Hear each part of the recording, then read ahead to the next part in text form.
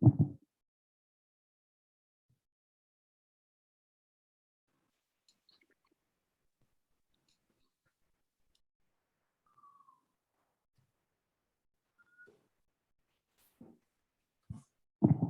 everyone. Can you hear me okay?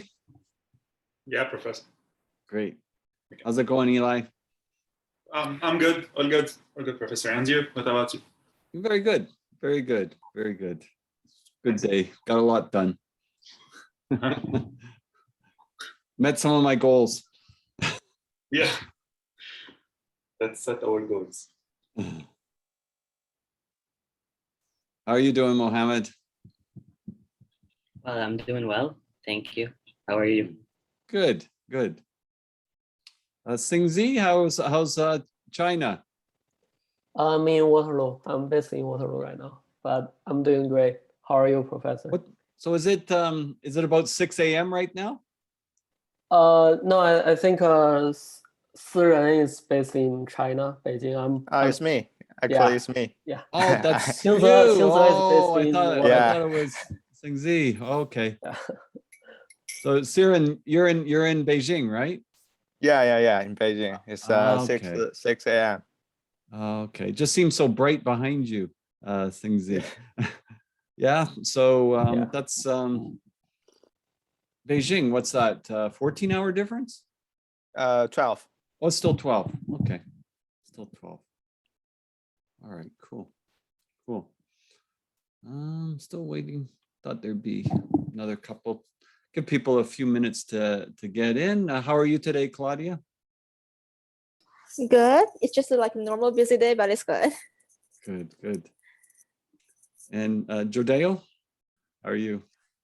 I'm good, Professor. Thank you.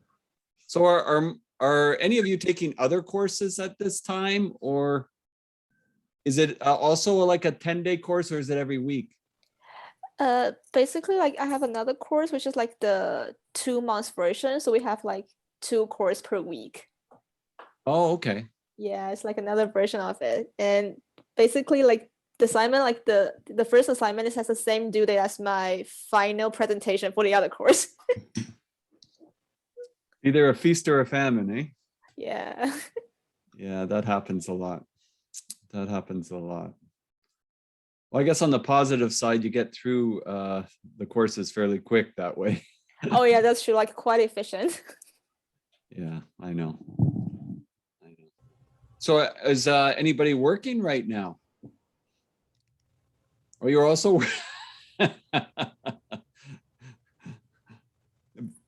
it'd be easier to ask you what you're not doing. Yeah. Well, that's okay. Okay. How's Pascal today? I am doing good, thank you. Good. Good. Great. How about you, Joe? How are you?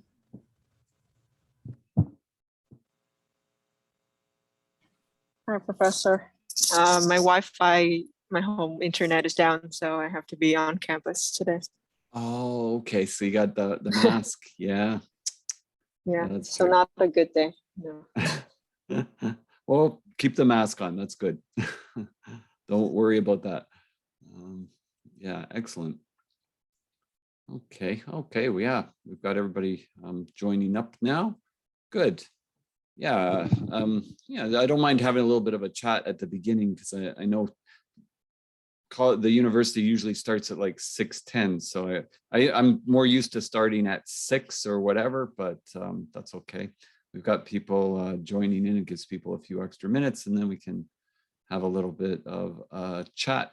I did load assignment 1 and 2. I maybe didn't get it first thing in the morning. I think I got it around 2 o'clock, but so I got those both loaded that you can look at it. Maybe best to just look at assignment 1 for now, but you can do a perusal of assignment 2 there. So you should be able to see it on Quarkus. Let's see if I got this right. Oh, I know what I got to do. So there we are. Should be able, it should look something like this under the module screen. I'm going to set up my I always have my iPad going so I can see what you can see. It always makes it better that way. So I got to sign in with that. So I'll do that right now. I've only done a million of these classes, but I always forget to sign in separately. Of course, then this doesn't want to change right here. All right, do that. I'll just do my stop share. Get the meeting address, go there. Zoom.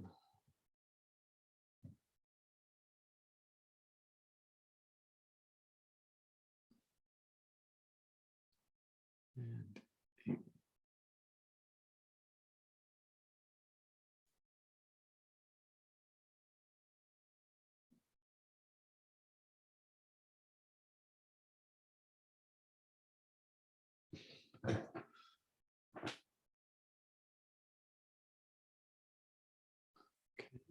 here I am. Okay, great. And so, yeah, the assignments I loaded up on Quarkus. There it is. So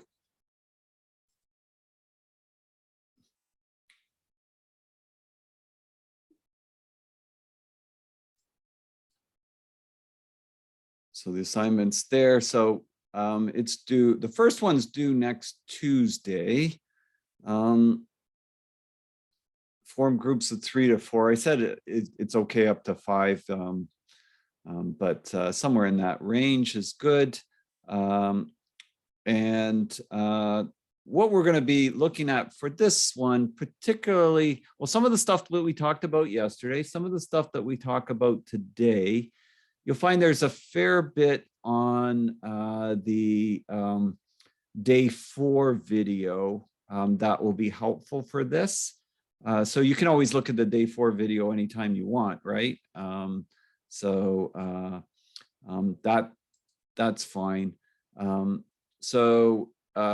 Really what this assignment is basically looking at is the motivational tools that are available and how you as a manager would use some of the tools to engage your employees. One of the biggest troubles we have today in the work environment is having an engaged workforce. It is really one of the things that businesses struggle with. If you read in the Gallup polls that are done, a large percentage of employees are not engaged in their work. And what does that mean? That means that they're kind of going through the motions, right? They're kind of not really at their best. If you're engaged in your work, you're really sort of intrinsically motivated about it, right? And it's not taking a lot of effort for managers to try to keep you engaged because you're really sort of passionate about the work that you're doing, or the work environment that you're in, or the collaboration that's going on. There's a lot of factors that play into motivation. And I think towards the end of yesterday's lecture, there was a slide on, I think I didn't paste it, but there was a slide on Jim Collins. So I missed that part in the live lecture, but I'm sure I got it in the video recording. But basically it goes something like this.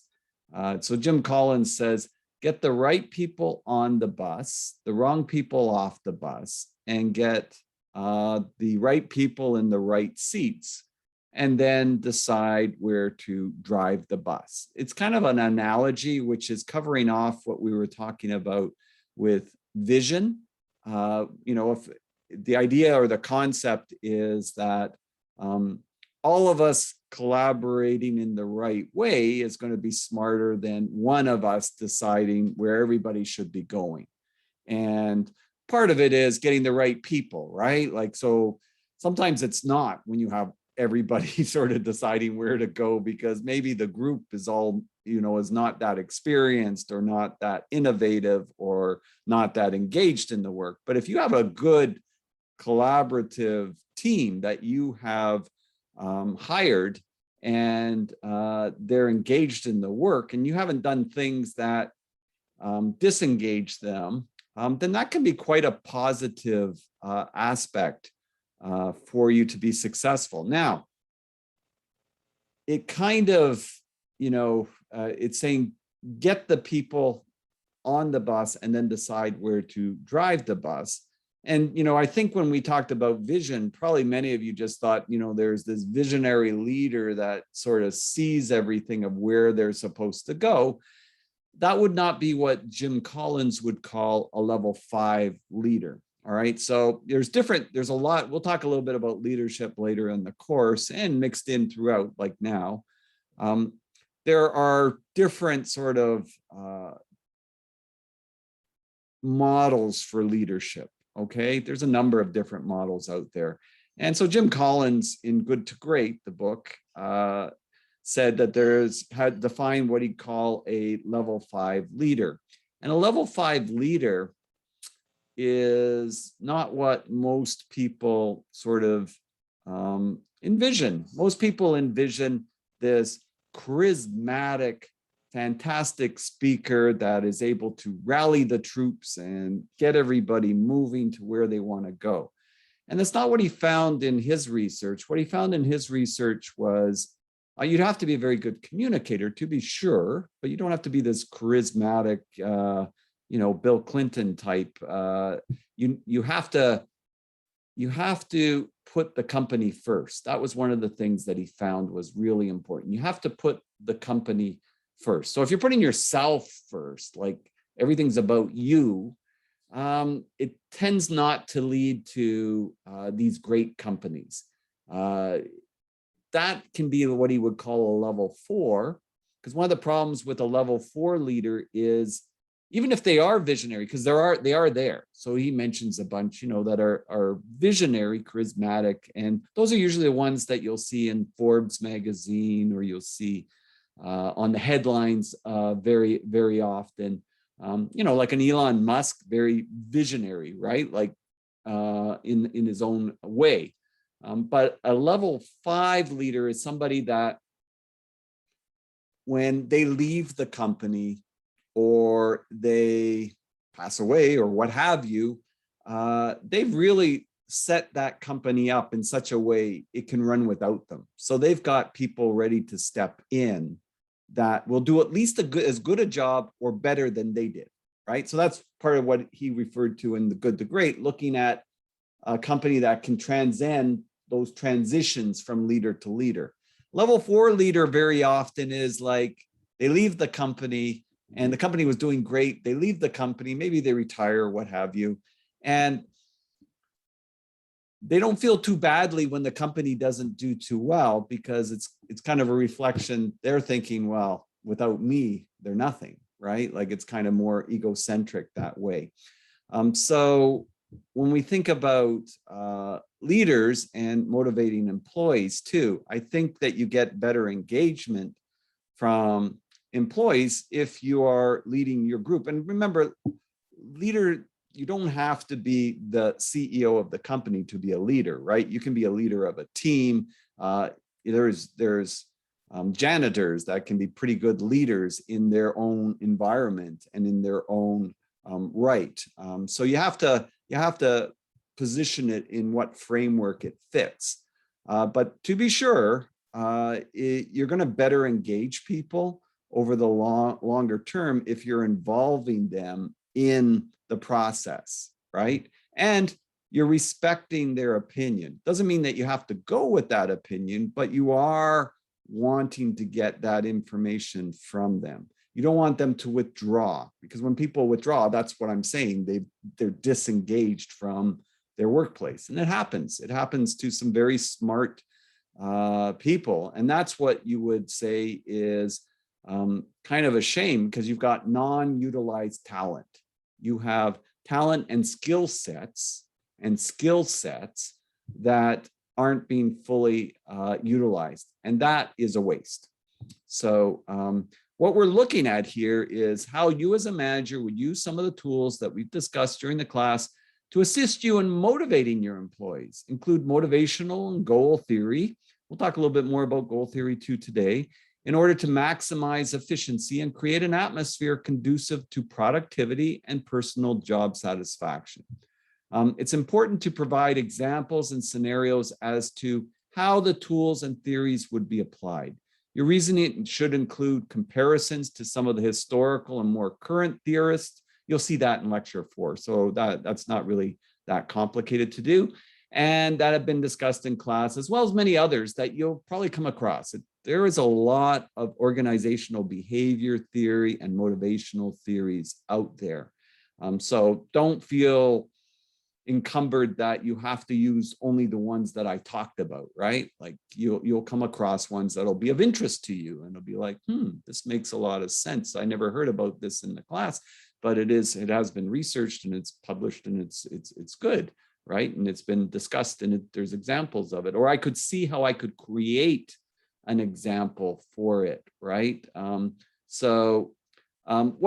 What I want you to do is really come up with scenarios, right? And so what that means is you don't have to find a company that used Vroom's expectancy theory. What I want you to do is create some examples that would make sense. If this was happening, this would be how I would apply it, right? Now, some of these examples, they might be nonfiction because you've kind of lived some of them. That may be possible, right? Like, so it comes to mind. Or it may be that you're reading some articles on some of the issues at different companies and you can see an example, but the article probably won't say anything about a motivational theory, but you'll see, you know what? If this motivational theory was used here in this way, I think it would make this situation better, right? So you can look at that as giving you some ways of putting that together. So it does give you a lot of latitude that way. And very often what I would do is make sure that, you start with, because you're doing a group assignment, make sure you start with an introduction. And then you can have, now everybody usually gets asking me a question, does it have to be one company that we come up with these examples, or can it be separate? I'm going to say I leave that up to your group. I've seen it both ways, and I've seen it both ways done really well. So where a group sort of says, this is the company and these are the things that are going on. Claudia, you do this. Pascal, you do this. Jodelle, you do this. And they break up different scenarios of different applications. Or I've seen it where people use just different scenarios and different applications. What's important though is you give a good introduction that sort of outlines what you're doing as a group, and then you conclude what everybody's sort of brought together in their examples at the end. Okay, so that's what I would suggest for that assignment 1. And assignment 2, the final, I won't go through that one just now because then I get people confused with the different ones. You can read through it. You're taking, in that case, an actual company. In that case, your group does take an actual company, and we've covered a lot more things by that point. And so it's a lot more broad in that respect. All right, so you're not creating scenarios in that one, but this one, yeah, that's fine. Any questions on that? Okay, great. All right, so just gonna stop the share, and then I'm gonna go to the slides here.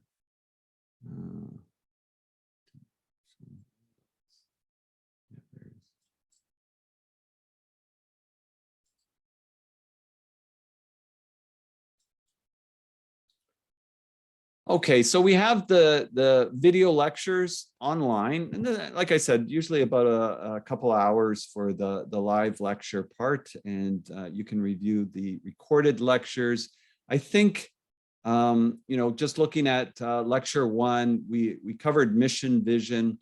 I didn't get to that a little bit, so I'm going to talk just a little bit about that. I already mentioned the Jim Collins part that I didn't get to, but that's what that referred to. We did talk about Peter Drucker and management by objectives, and of course that tied to the goal theory and how that fits into the process. I kind of didn't get to this, but it's in the video. But really, the way the man kind of, if you study business, this tends to come up fairly frequently. We plan, we organize, we lead, we control, and really control also is going to mean that we're going to be adjusting and adapting and changing things, right? So, you know, in the overall process, we're figuring out at a high level, what's this business about? What are we trying to accomplish? We're looking at the opportunities that are there, and we're planning. We're planning based on basically where we want to go, and that's going to entail more detailed goals and strategies. And depending on the opportunities, the level of goals and opportunities that we're going to go after. Because as any business, you can only do so much. If you're trying to be everything or do everything to everybody, you're going to be too watered down to be successful. Sometimes that's one of the issues, right? So it's trying to figure out what's the best use of your resources, limited resources, as any business has. And then once you've figured out what opportunities that you can acquire, then you're going to hire and deploy those resources. And this is where we get into, you know, we've got to make sure that these resources are engaged in the work that they are doing. You know, you just don't say, go ahead and do it and not bother about it anymore, because some people will be pretty good because they're very self-motivated and engaged, and other people will not be so good.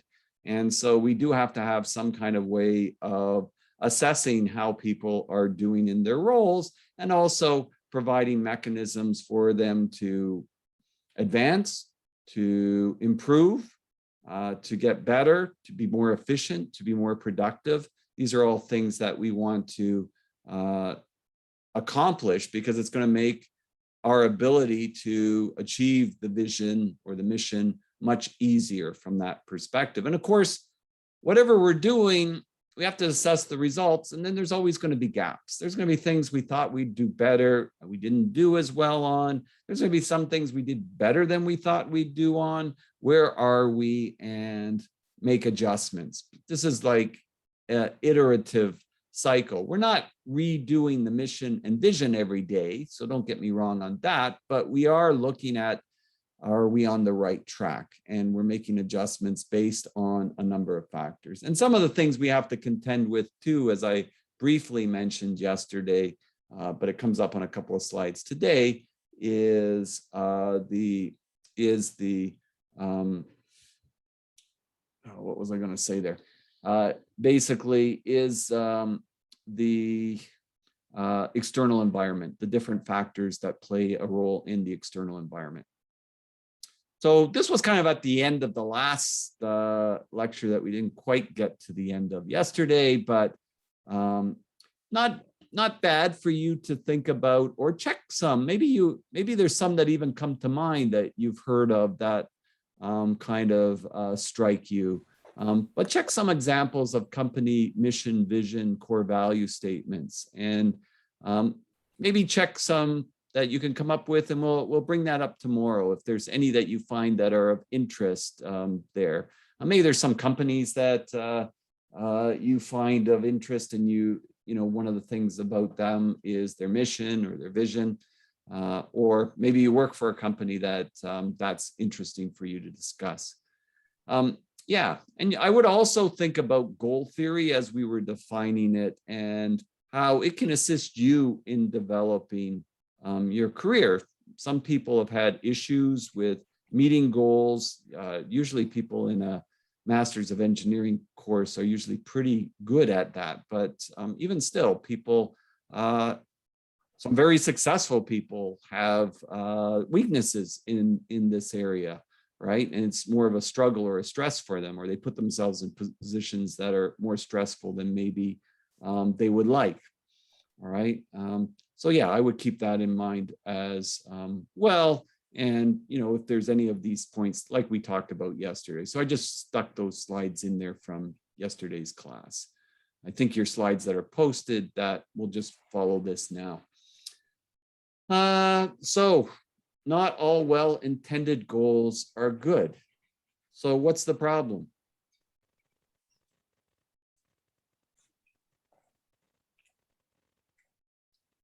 Why are not all well-intended goals good? What could go wrong with goals?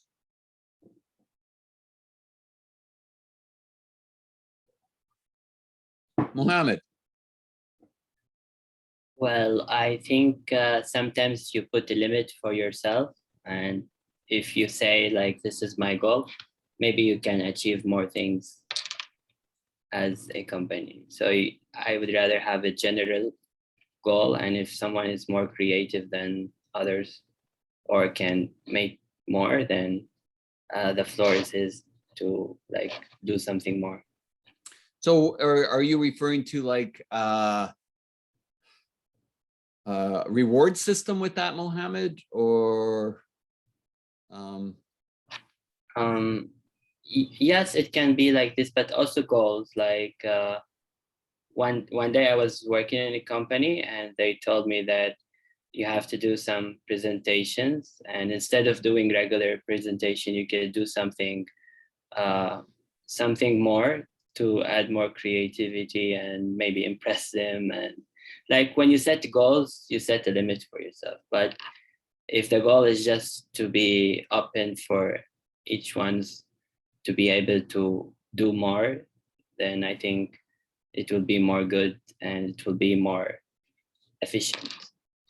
okay, good. Yeah, especially if the goal's not if the goal is too easy. That's part of, I think, what you're saying. But Yeah. also you want to leave room for innovation, you're saying. Yeah. Creativity. Okay. Yeah. Anybody else? Claudia? Well, it can be the case that if your goal is really in the long-term basis, it can be the things like your goal is no longer suitable for the current market, especially for those kind of huge project goals there. It's like after the product's releasing, it's no longer suitable for the market because it just changes so quickly. It's probably like the external forces, I feel like. It's not the fault of the company, but like the external environments, like the factors there changes so quickly. Yeah, that can be for sure, especially in some sectors like software and high tech. Yeah, where your competitors are so competitive there. No, absolutely. Pascal, you had your hand up? Well, I was just going to say sometimes if you're too ambitious with your goal, or if it's a somewhat unrealistic goal with regards to timing, sometimes you have surprise results that you didn't anticipate for. I'm thinking of like quality issues when product. I used to be in marketing, so sometimes you want to product launch a certain new product into market, and it has to be by a certain time so that you're the first one into the market and you're competing. But then you get all these quality issues because you didn't plan wisely or stuff like that. Yeah, so you rushed it. Yeah. Yeah, very good. Jill, and then Eli. A key part is you have to frame the goal properly, because if you don't define the scope, somebody can take the goal and do something completely different to what you actually need. Yeah, definitely. You want to have it specific, right? You want to know what it is. You want to have it clear. For sure. Eli. Yeah, it's maybe like if you don't know all the like the consequences of achieving this goal. So you don't know all the consequences after you achieve this goal or while you achieve this goal. So yeah, so it's not like all planned. Yeah, this is a big one for businesses. Number one, the other points are all true too, right? And like, if you're not specific with the goal, that's a big problem, right? Like, you know, in construction too, if you get into construction projects and you don't have a well-defined scope, it tends to get into being a nightmare of change orders and all kinds of litigation and other things. But the other problem is not fully understanding the consequences. So like businesses will often understand sort of the first order consequence. If we do this, this happens. But they forget what might happen else as a result of sort of this myopic pursuit of a single goal. And there is all kinds of examples of that in the real world. I would say to you, probably the 2008 financial crisis was really brought about by misguided goals of the financial system. Meaning, if you want to get fairly simple about it, people were very extrinsically motivated to give mortgages. Why were they extrinsically motivated to give mortgages? Because the financial institutions were going to make a lot of money by having more mortgages. But the incentives that were in place for the people that were giving the mortgages were very substantial. And so, you know, basically, if you had a pulse, you could get a mortgage. But could you pay for the mortgage if there were, you know, when basically the time came due? And then a lot of defaults, and it almost brought down the world economy at that point, right? So usually when you get into that, it's usually that it was a misguided, extrinsically motivated goal. And there is something that was really driving people to try to achieve that. Another good example, and you can look this one up, Wells Fargo. Well, the Wells Fargo, so long-lasting, you know, financial institution. I think it's over 100 years old, widely respected. And the leadership in that institution put a lot of pressure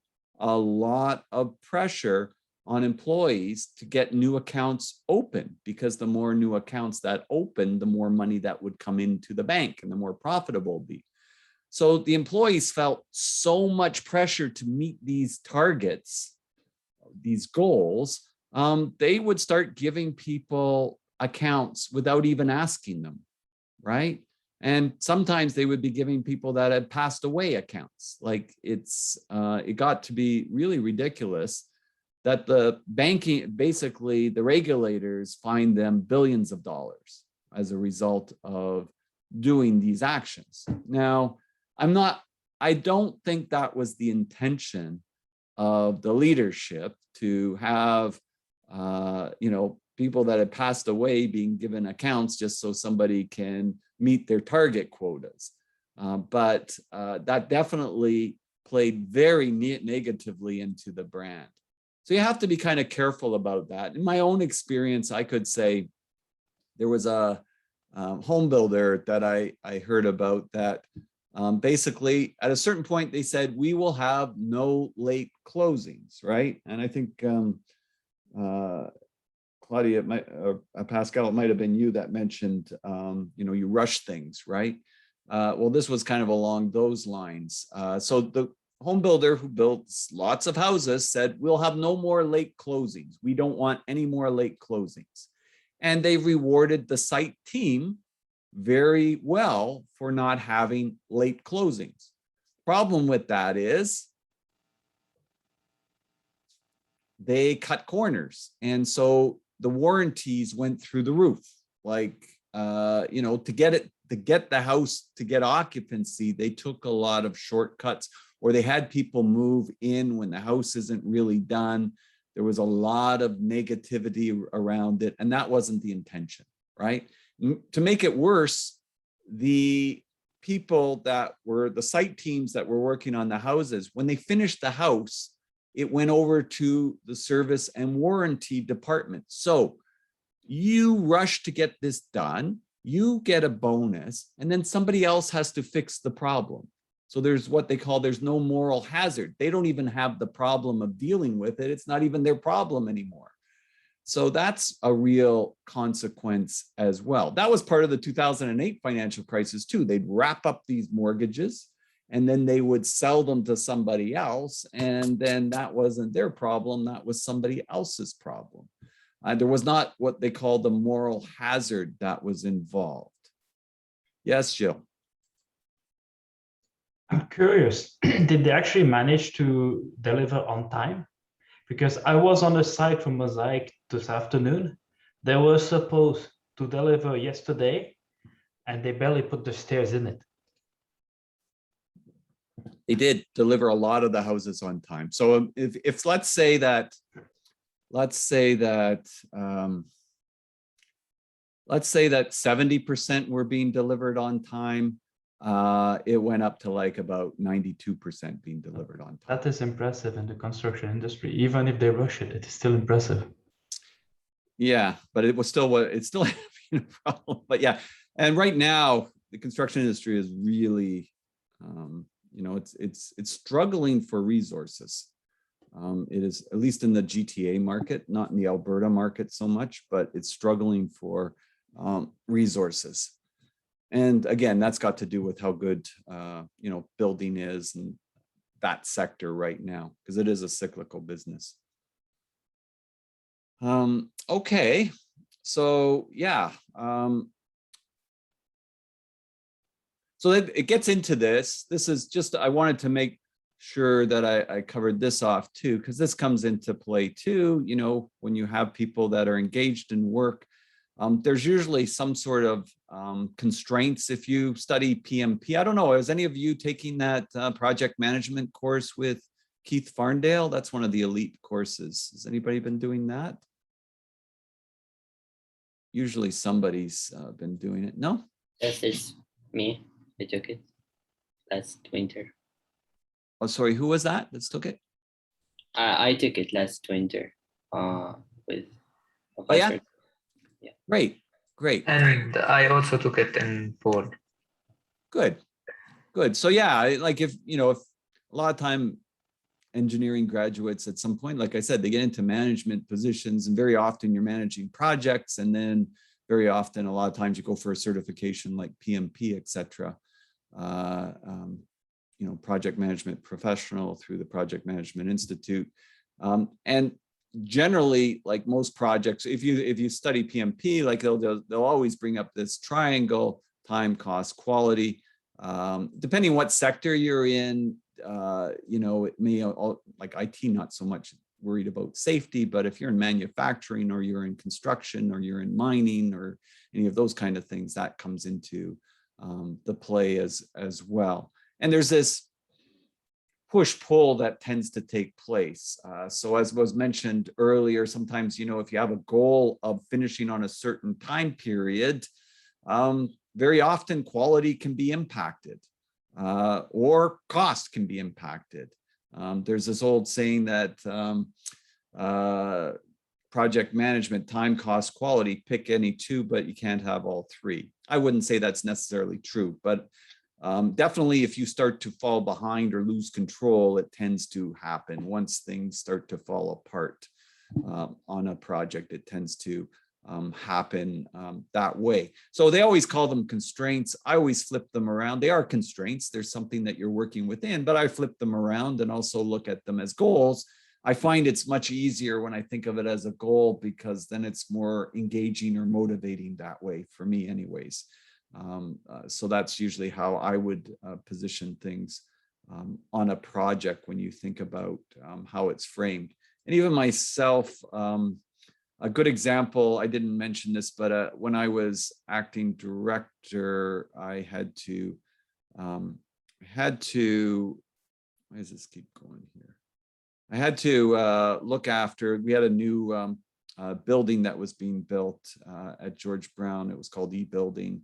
And so in that particular building, it was quite challenging because the contractor was 3 months behind schedule, 6 months to go. And work from a facilities perspective, we didn't really have a plan B. This was back when they got rid of grade 13. So we had an extra 2,000 students coming And we were very concerned if we didn't get that building completed, that would be a pretty big problem for us.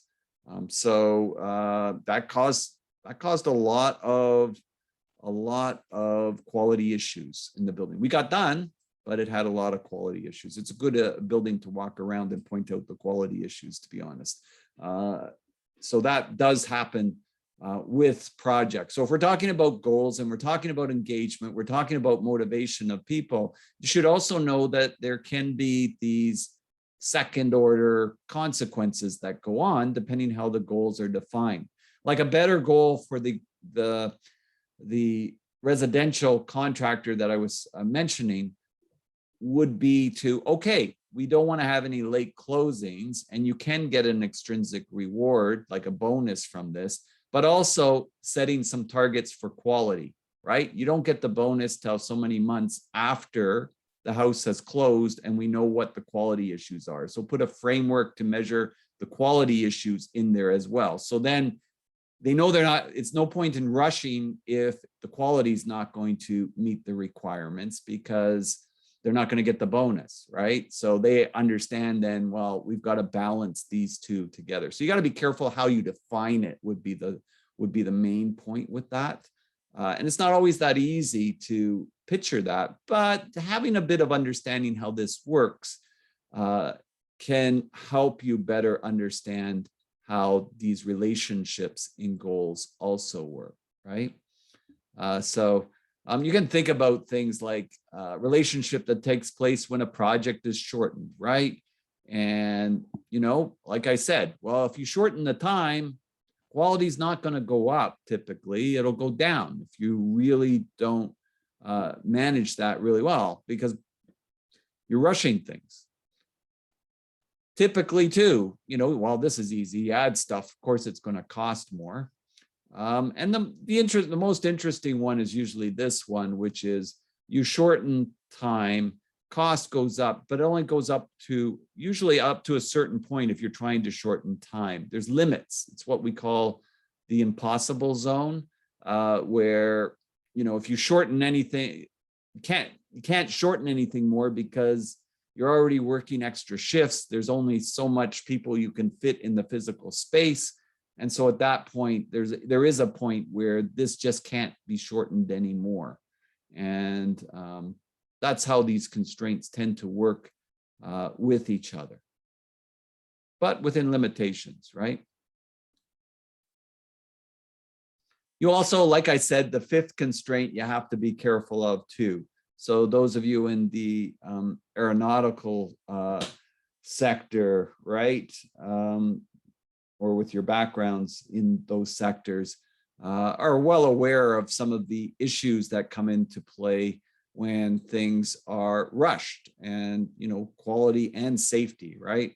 I was on one of the flights with the 737. I was going to Edmonton, and I was sitting in the airport, and then all of a sudden all the signs started popping up: canceled, canceled, canceled, canceled, flight canceled, flight canceled. And of course, I was on one of those planes that was a 737 that they canceled for that. And definitely there was a lot of negative problems. And of course, once you get that kind of stuff happening, there's going to be a lot of investigations. There's going to be a lot of press. And this is not exactly, besides the lives that are lost, this is not exactly helpful for Boeing, never mind what's gone on in the past year with COVID, but definitely a struggle that way, right? So you have to be very careful about how these constraints work with each other. And if you're managing a team, are you putting so much pressure on them that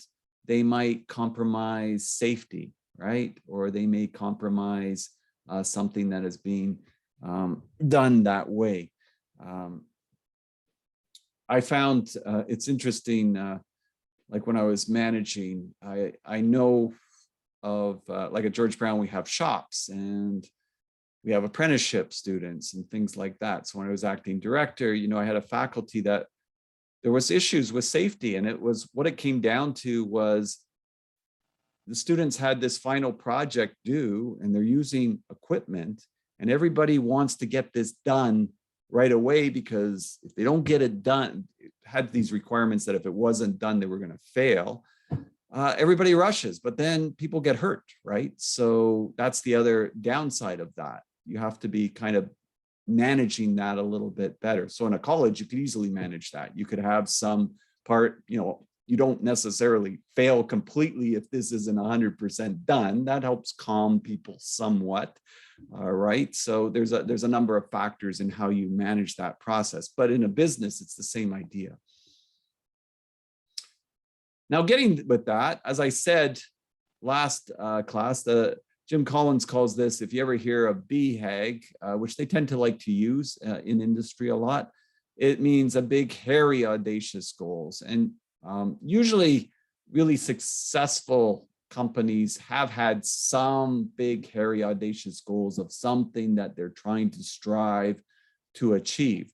It's not always that easy to achieve, right? But it needs to be something that's a bit of a stretch. So this is, I think, Eli's point. Or was it you, Eli, that said that? Or was it Mohammed? Mohammed, was it that you said, if it's too easy, you don't, yeah, it was you with the presentation, creative enough.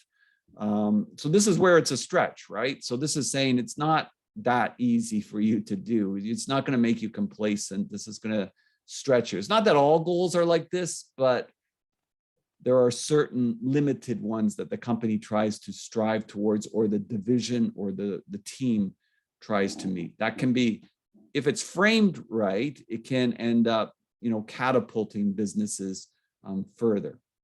So that's great. We talked about goals. I just want to tie in a little bit on systems thinking. All right. And I mentioned it a little bit yesterday. You definitely want to integrate systems with in a business that makes things easier to do. You want to make things that are take complexity out of things that you can take complexity out of. And also the mundane, and also opportunities for errors, right? Like if you have to enter something into 3 different systems, the odds are you're going to make a mistake transferring the data or something like that. If you can automate that, have a better system in place, that's going to make it a lot easier. I think when I think about systems thinking, I think, how many do we have here? We've got 1, 2, 3, 4, 5, 6, 7. We've got about 8 or 9 people that are in the civil side. And so a good example is in construction, for years and years, we used things like printouts and folders and fax machines beyond what a lot of other industries were doing it, right? With it. And so it's really in the last 6 or 7 years that productivity software has really started to take root. Things I'm talking about, there's programs like Bluebeam, FieldWire, PlanGrid, Procore, just to name a few, right? That make a lot of the things that you're doing on site, if it's done well and implemented well, easier to do, easier to contain, easier to access than, putting it in separate kind of softwares and then not knowing where it is, and it's not cloud-based and you can't find files and that sort of thing.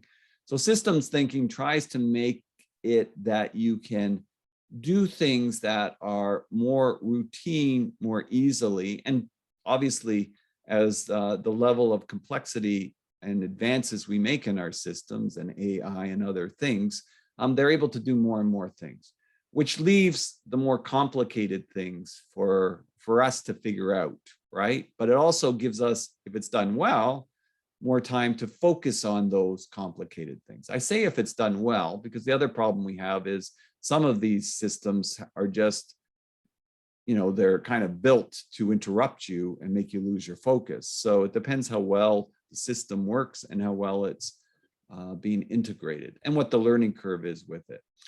So really combining both is where you will find, I think, at that intersection, sort of the sweet spot for getting goals accomplished, right? Along with all these other things we're going to be talking about with regards to engagement, motivational theory, learning, training, development, etc. So they're not mutually exclusive. They can be used and integrated together, and it allows that business to be able to repeat success. And that is what you are trying to do, because what you're trying to do in a business is to improve predictability and reliability. And one of the ways to do that is to improve productivity and reduce variation from project to project or act to act, task to task that you're doing. And a lot of systems actually tie back to people and how they work. And we kind of tied that with goals when I was asking you, how do you study? Do you pick a certain time and you get into a routine on that, and do you do it over and over again? Or is it more ad hoc? And if it's ad hoc, do you have trouble sometimes where you miss the opportunities to study, or you end up cramming and then you get more stressed? Or how does that particularly work for you? So systems get people to work in routines and habits. They make mundane work easier, more efficient. It allows for better data capture. So of course, in our environment, better data capture will give you more information that you can mine and use for improvements and continuous improvements. So the best systems obviously are going to work to make you more efficient and make it easier for employees, but you do have to get by that. I've always done it this way.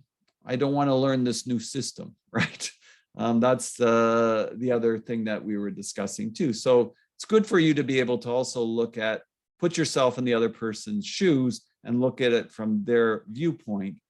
But what you want to do is get them to buy into it, is really sort of make sure that they understand the why. Why are we're not implementing this system to make more work for you. We're implementing this more system to build more reliability in what we're doing, right? More predictability in what we're doing. So again, you got to sell on the why.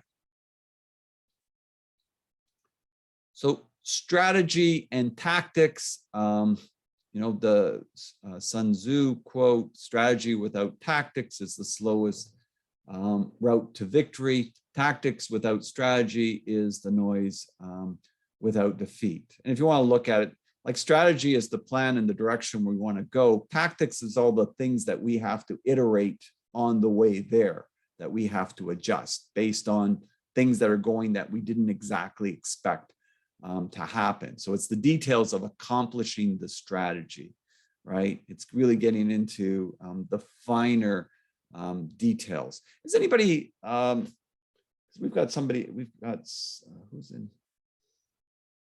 Okay, Joe, you're in biomedical engineering. I'm just curious if there's anything being done from a lean perspective in that sector. Being lean, which is really designed around trying to reduce or eliminate waste and add value. I'm just curious. Maybe not, but I know in hospitals it is, but maybe not in your sector because it's a little bit more in the research side, right? Or is it? Yeah, we're on a more research side, but we do try to, because we use a lot of plastics in our daily lab work. So we do try to recycle them as much as possible, share resources among labs and stuff, if that's what you mean. Well, I'm kind of going from, okay, well, I just wanted to check that because sometimes it's interesting on the, because I find so yeah, I figured you were on the research, it probably wasn't in that, but in the hospital sector, it's become quite large. In manufacturing, it is quite extensive. How about those of you in transportation or aeronautics? What's your experience with lean, if any? I'm just putting it out there. I'd like to see where people are at, or if they've had any experience that way, or in construction, by the way.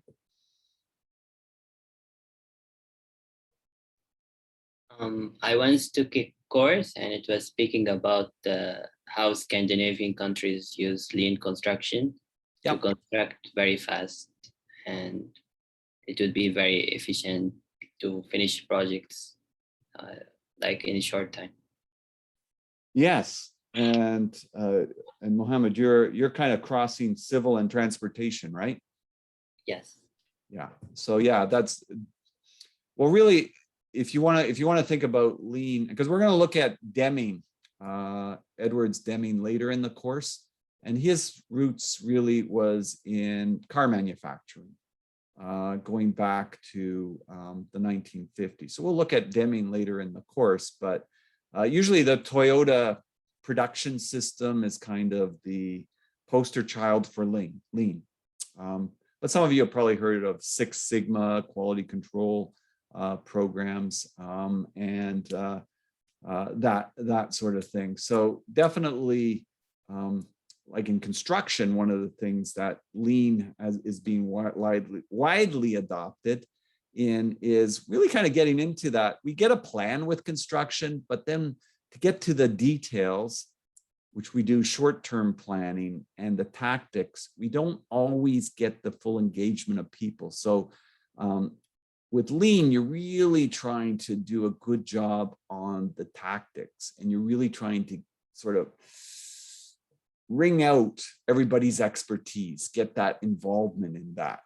Because sometimes the way we contract projects in construction, it's everybody for themselves. I want to get in, I want to get out. I want to get in, I want to get out. You know, I did my part, I'm done. Don't bother me about anything else. But meanwhile, you did it too fast. It's in the way of what this other crew is supposed to be doing. You took up all this space where you didn't need to. You brought too many people at the wrong time. So it's not necessarily best for the project. And so to your point, Mohammed, probably in the Scandinavian countries, one of the things is to change the contract model. If you want to go full lean, you know, you change the contract model that it's not so adversarial. So there's a profit sharing, like an integrated project delivery model. So there's sometimes different ways that you can get strategy and get the tactics to work well with the strategy, right? So yeah, that's good. So the Eisenhower, we talked about goals. I thought this was a pretty good sort of idea too. If you think about your own efficiencies, you can also sort of think about people that you're managing, maybe where they're having difficulties as well. And so there's this Eisenhower matrix model, which I think is pretty interesting in the sense that the model is, well, Eisenhower he led the Allied forces in Normandy during World War II. And then of course he was president of the United States for 8 years. So he's been kind of credited with this. I don't know, maybe just because he's famous, he got credited with it. Probably somebody else maybe came up with the original concept, but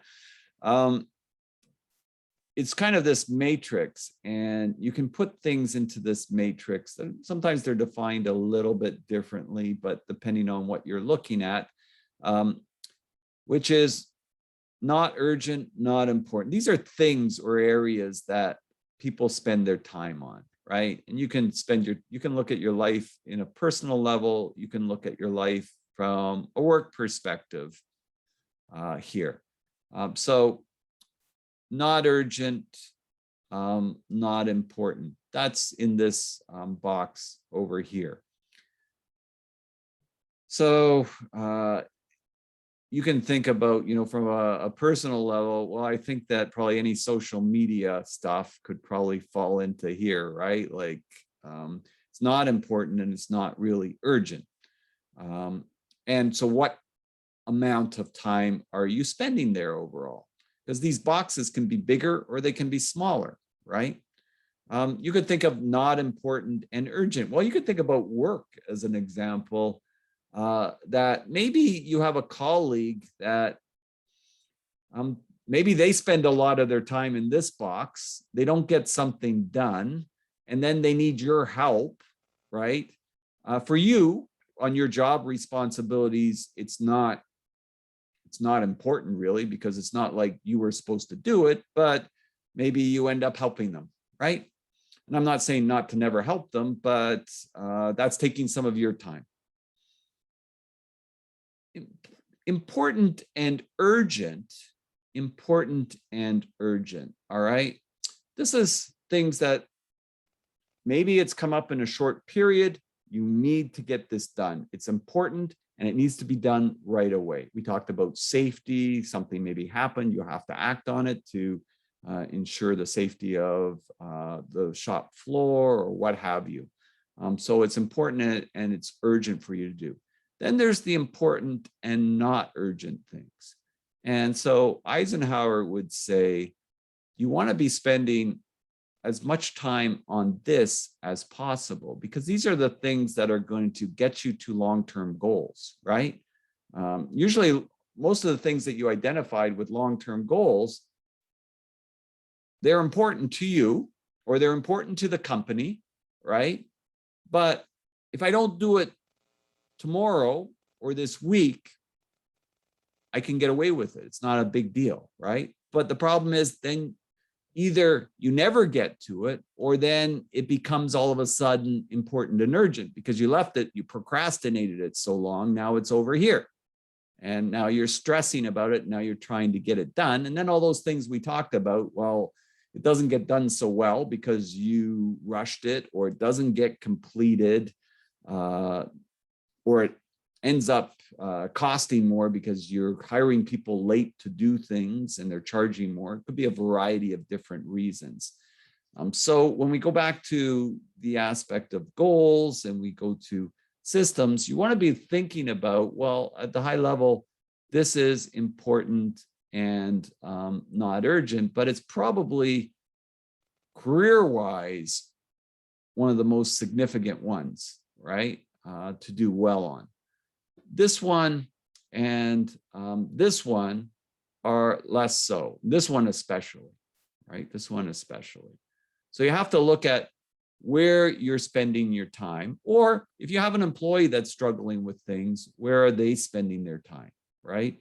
And this was also written in the book, The 7 Habits of Highly Effective People by Stephen Covey, putting first things first, right? And so putting first things first is really identifying these particular areas and putting them first from that perspective. So the goal is to make this larger.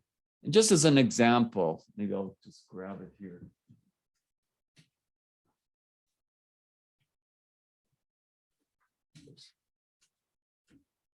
So a few years ago, I wrote several textbooks,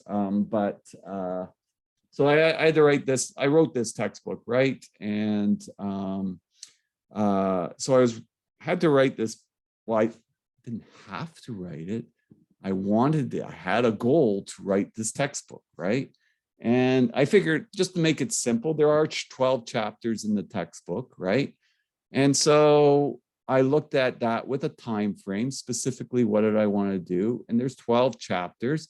So I looked at that. And so to back it off, you start at the end. Well, if there's 12 chapters and I wanted to get the draft done in a year, so it makes kind of sense that I would put each one chapter a month, right? I would draft out one chapter a month. So that would be breaking it down to something that I could do. And then if I had to do one chapter a month, I looked at that and I thought, well, it's about 30 pages in a chapter roughly. So then I wanted to write roughly a page a day, give or take. That would give me that framework. And if I built in a system that I could do that, where I would take like an hour a day and I would work on this book, by the end of the year, I would have the book done. Now, if I didn't do that, what am I going to do? I'm probably going to procrastinate this. And then come October, I'm going to be going mental, right? Like if the publisher is expecting this first draft by January, I'm going to be stressed out. I'm going to be rushing it. It's not going to be very good. And it's going to be a problem, right? So the concept of applying the Eisenhower matrix, that's a good example of being able to break it down into segments and then focus in on those segments and build in a system for being able to meet those micro goals. Because the other thing is too, you get a certain amount of motivation when it's shorter. It's hard to get motivated about something that's a year away. Or those of you that work in the transportation sector, you know, you got a big project, maybe it's like 3 years long or 4 years long. It's hard to get motivated about something 4 years from now. Nobody's going to be motivated about that. But if you break it down into milestones that are more short, that you can get better engagement on, that's helpful for that. So that's kind of how I would look at that. You can frame it your own way. Gilles, you had a question? Yes, so I've seen that matrix before and I've used it, but I've always struggled. What could be urgent, but at the same time not important? Because I have a feeling like if it becomes urgent, then it automatically becomes important. Like if I need to ship samples, it's not important, it's not urgent. But at one point, I'm so late at it that it becomes important because it's impeding the project. Usually urgent, not important. It's usually urgent for somebody else, but not so much for you. Okay. So that's usually how I would put it. So you got this subcontractor and they've been lazy about this, and they want you to jump on and do something right now. So it's urgent, but for you, it's not that important, right? But for them, it may be important. You might want to help them out.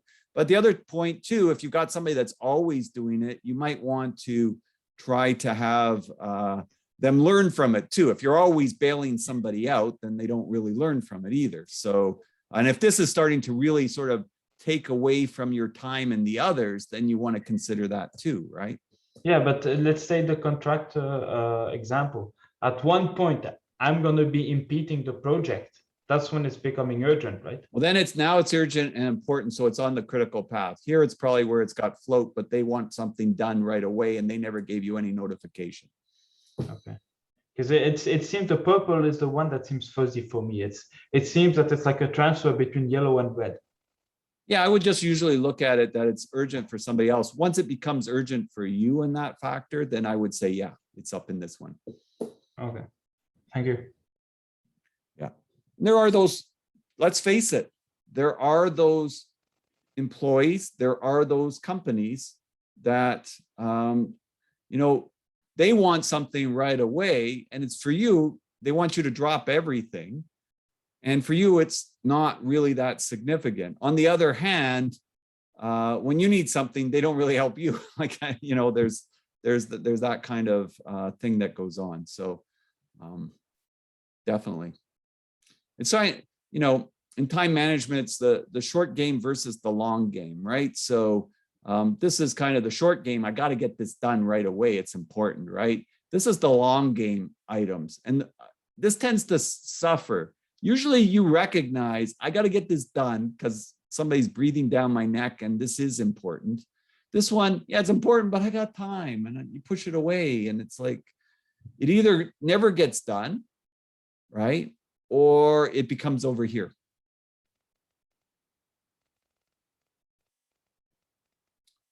So maybe we can take a few minutes and we'll go into some breakout rooms. And this is a good chance to chat with people, see if this is groups that you might want to form based on these interactions here.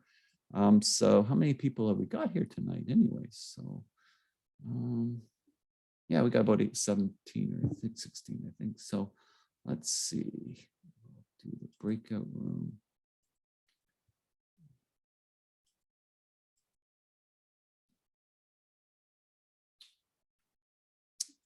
And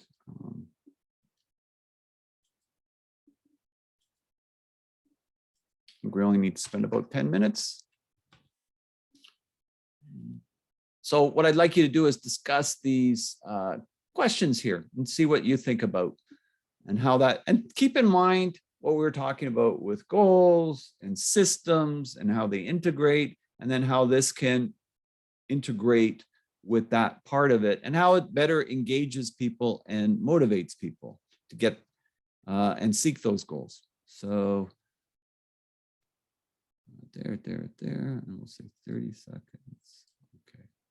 All right, so I'll open up the chat rooms. And I might move a couple of people if there's too many and short any. Maybe I'm going to move somebody from number 1. So Sun, I'm going to move you to number 4. Yeah.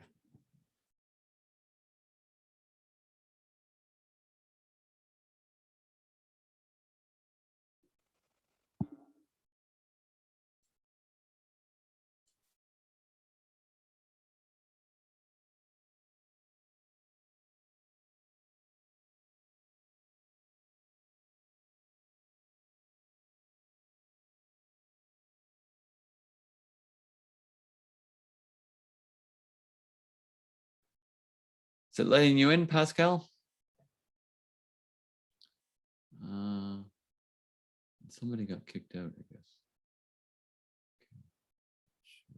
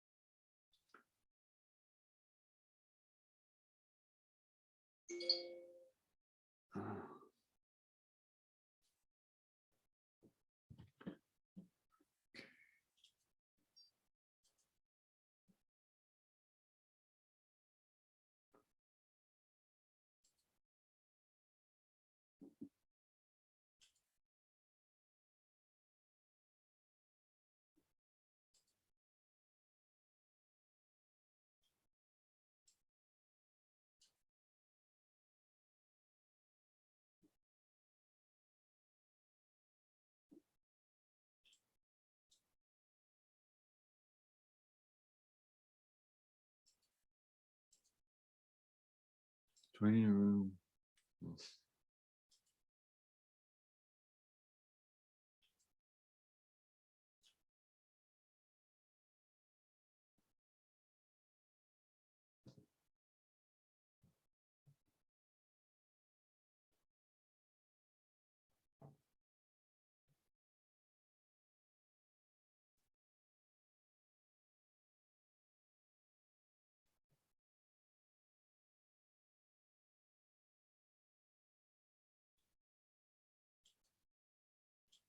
And some potential habits and process and systems that are helpful.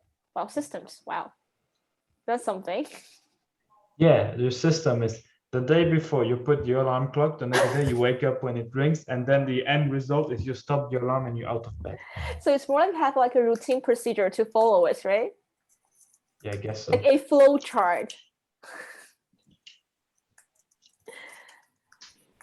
I find it's like easier for me to follow which the flow chart when we have one in the company, especially in the company, like in the real business there. Like sometimes just gets so messy. It's like you don't even know who to contact when you encounter with the difficulty. They'll be like, okay, probably he's in charge, or probably she's in charge. It's like, no, please. Yeah, but you know the problem with flowcharts in companies? Yep. You need a 5-step flowchart, and then by the time everybody revised it and put its own coat of paint, you end up with a 200-step flowchart for going to the washroom. Oh, we'll put like here, like a balance between the structured flowchart and some flexibility. Yeah, don't be dumb. That's all you need to do. Yeah, it really depends on the company size, I feel like, because I'm working with the startup companies there, and honestly speaking, when you have a company which is only like 20 people there, everything seems so easy to conduct because you can just talk to your boss. But when you're working for like a huge company there with so many departments and so many like different ones in the like leaders in charge, it can get so messy if you don't have a yeah. procedure there.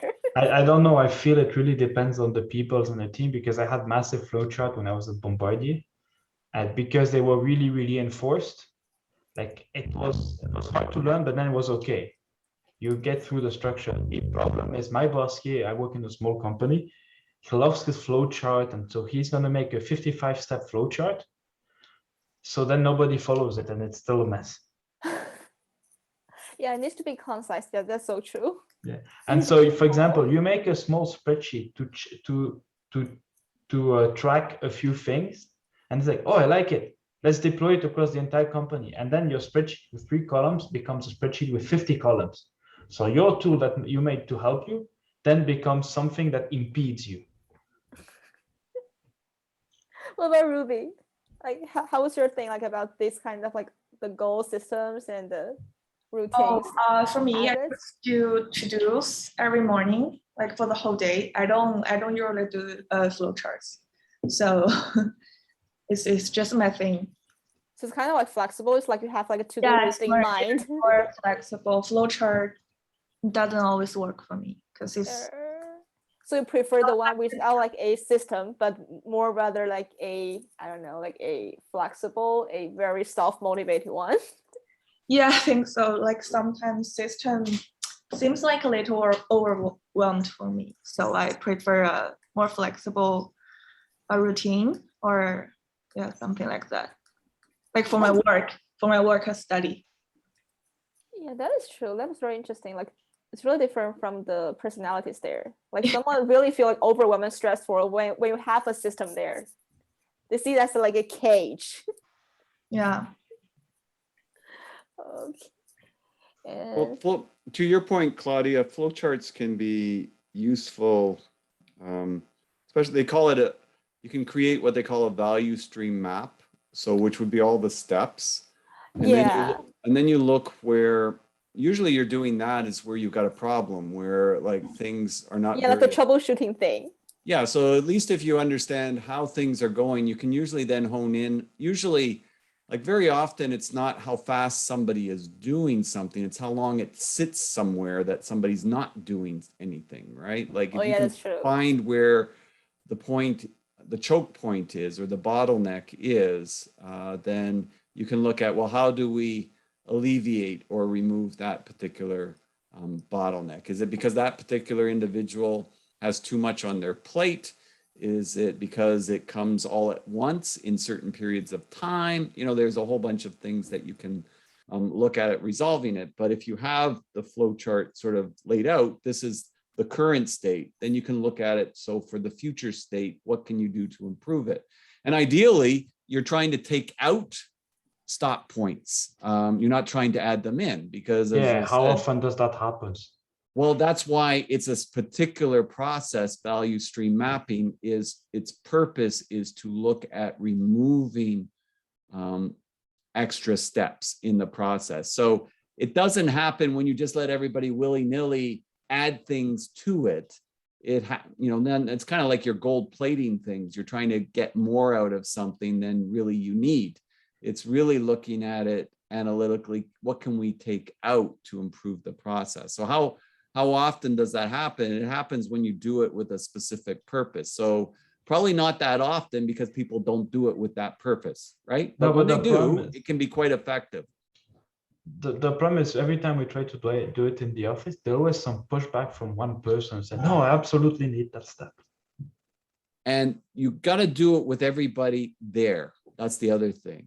So if it's like 3 out of 6 of you that are involved in it, and only 3 of you are making the decisions, you're absolutely right. The 3 that aren't there are saying, you can't take that out. I need that. No, but even when everybody is going to be there, we have a 50-step process. We all agree that we need to cut half the steps in them, but then nobody wants to let go about their own little step that they put there. Yeah. Because it's about like ego and hubris. It's like, no, it's my thing. It's important. Yeah, and it also depends how you set things up. There's a lot of nuances here, right? So yeah, if you get into a territorial discussion, it becomes problematic. It also becomes problematic, you know, when it comes problematic when you're doing something like that is when you're trying to get it done, but you have your own territory. So they see that you're just trying to increase your territory. It works better when you have a consultant from outside come in and try to engage the people in that process. That way they don't have something at stake. Yeah, I found a different solution to approach it. I'm hands off. I'll do whatever you want to do. I'll do it. But then if it takes me half an hour to do the 5-minute thing, hey, you paying my salary. It's your fault, not mine. That is the approach. And then 6 months later, when the boss comes back, it's like, hey, I told you so. I used to have an employee. Gilles reminding me of an employee I used to have. The employee, we were talking about value stream mapping in the group I was in. Claudia was talking about a flow chart, looking at steps and really sort of identifying the steps. And Gilles was commenting that you get too many steps. People want to add more steps or they want to protect their territory with that. And I kind of said that there's a process, you can look it up. It's called value stream mapping, well-known process. It's kind of a complicated process, but you do want to involve everybody that's in it. You identify all the steps that are in something. And usually you're doing it with something that's not going that well. You don't usually do it with something that's perfect. You're going after trying to fix something that's broken, right? We're going through that right now in my company. Yeah, so you identify all the steps, and then you want to look at, well, how can we increase the flow through here? Where is the bottleneck, right? Where are the impingements? And then what can we do to remove those impingements? So you're purposely either trying to take away steps, if possible, like you look at a productivity software, we talked about systems, all right? So basically to go through a submittal process in a construction project. If I go back 7-8 years ago, everything was like faxed or mailed, and you know, there was all these touch points, and then nobody knew who had what, and it was a lot, very cumbersome. Whereas if you have a productivity software that's cloud-based, that everybody has access to, you can quickly find where it is in the system, and you eliminate a lot of the steps. So that's why that's taken off in so many places, because it's done a good job at removing those steps. But regardless, you have the steps, and then you're looking at, that's the current state. Then you're looking at, what can we do to improve that flow of work? And so you want to do it collaboratively. You want to do it in a big room. You want to have everybody involved in it. But Jill, you're right. There will be people that are territorial, that are trying to protect them, or they've got an ego on it. That's why usually you want to have somebody that's running that who doesn't have skin in the game in this particular part, that they're not trying to protect their own area or make it bigger during the process. And then you're trying to facilitate that collaboratively.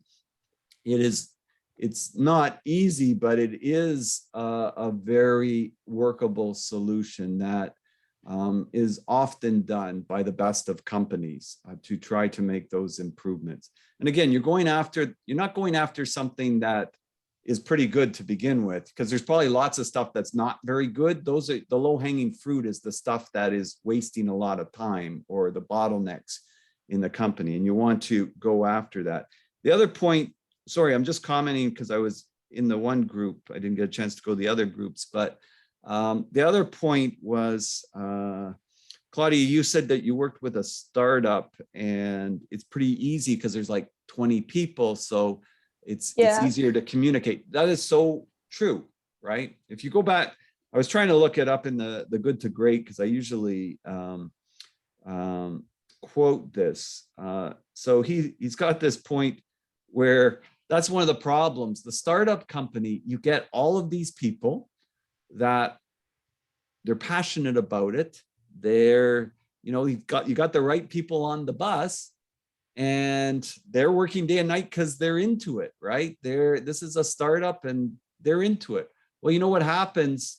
So what he says is that now you get success, And so now you're getting successful. So you start hiring a bunch of people because you're meeting with success.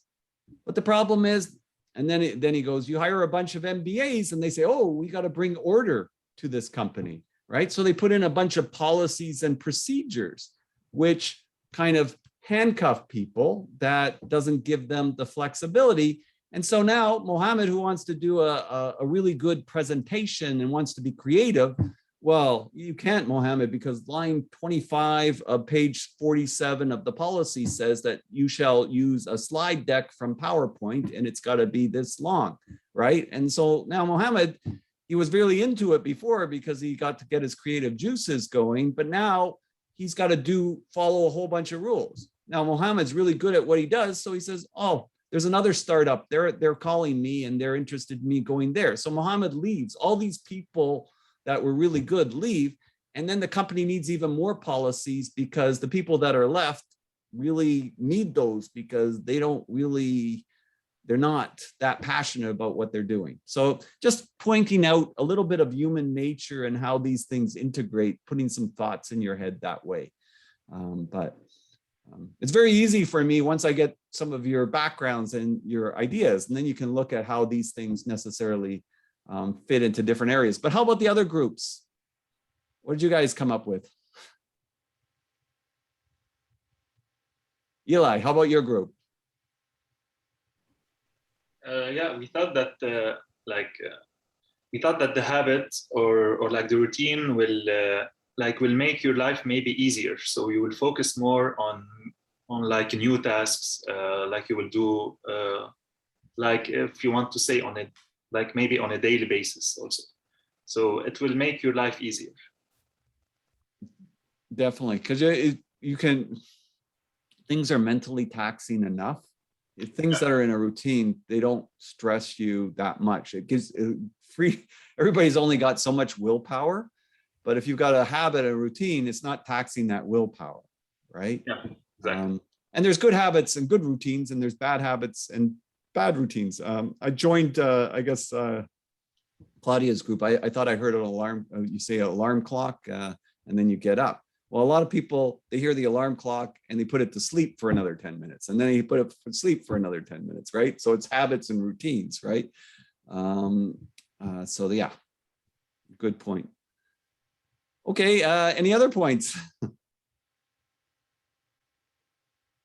How about, I don't know who was in which group right now. So how about Pascal, how about you? Well, we talked about also setting routines and just doing stuff repetitively until it's kind of a routine and a habit. And then once you see that you're getting good results out of it, that also encourages you and motivates you to keep going.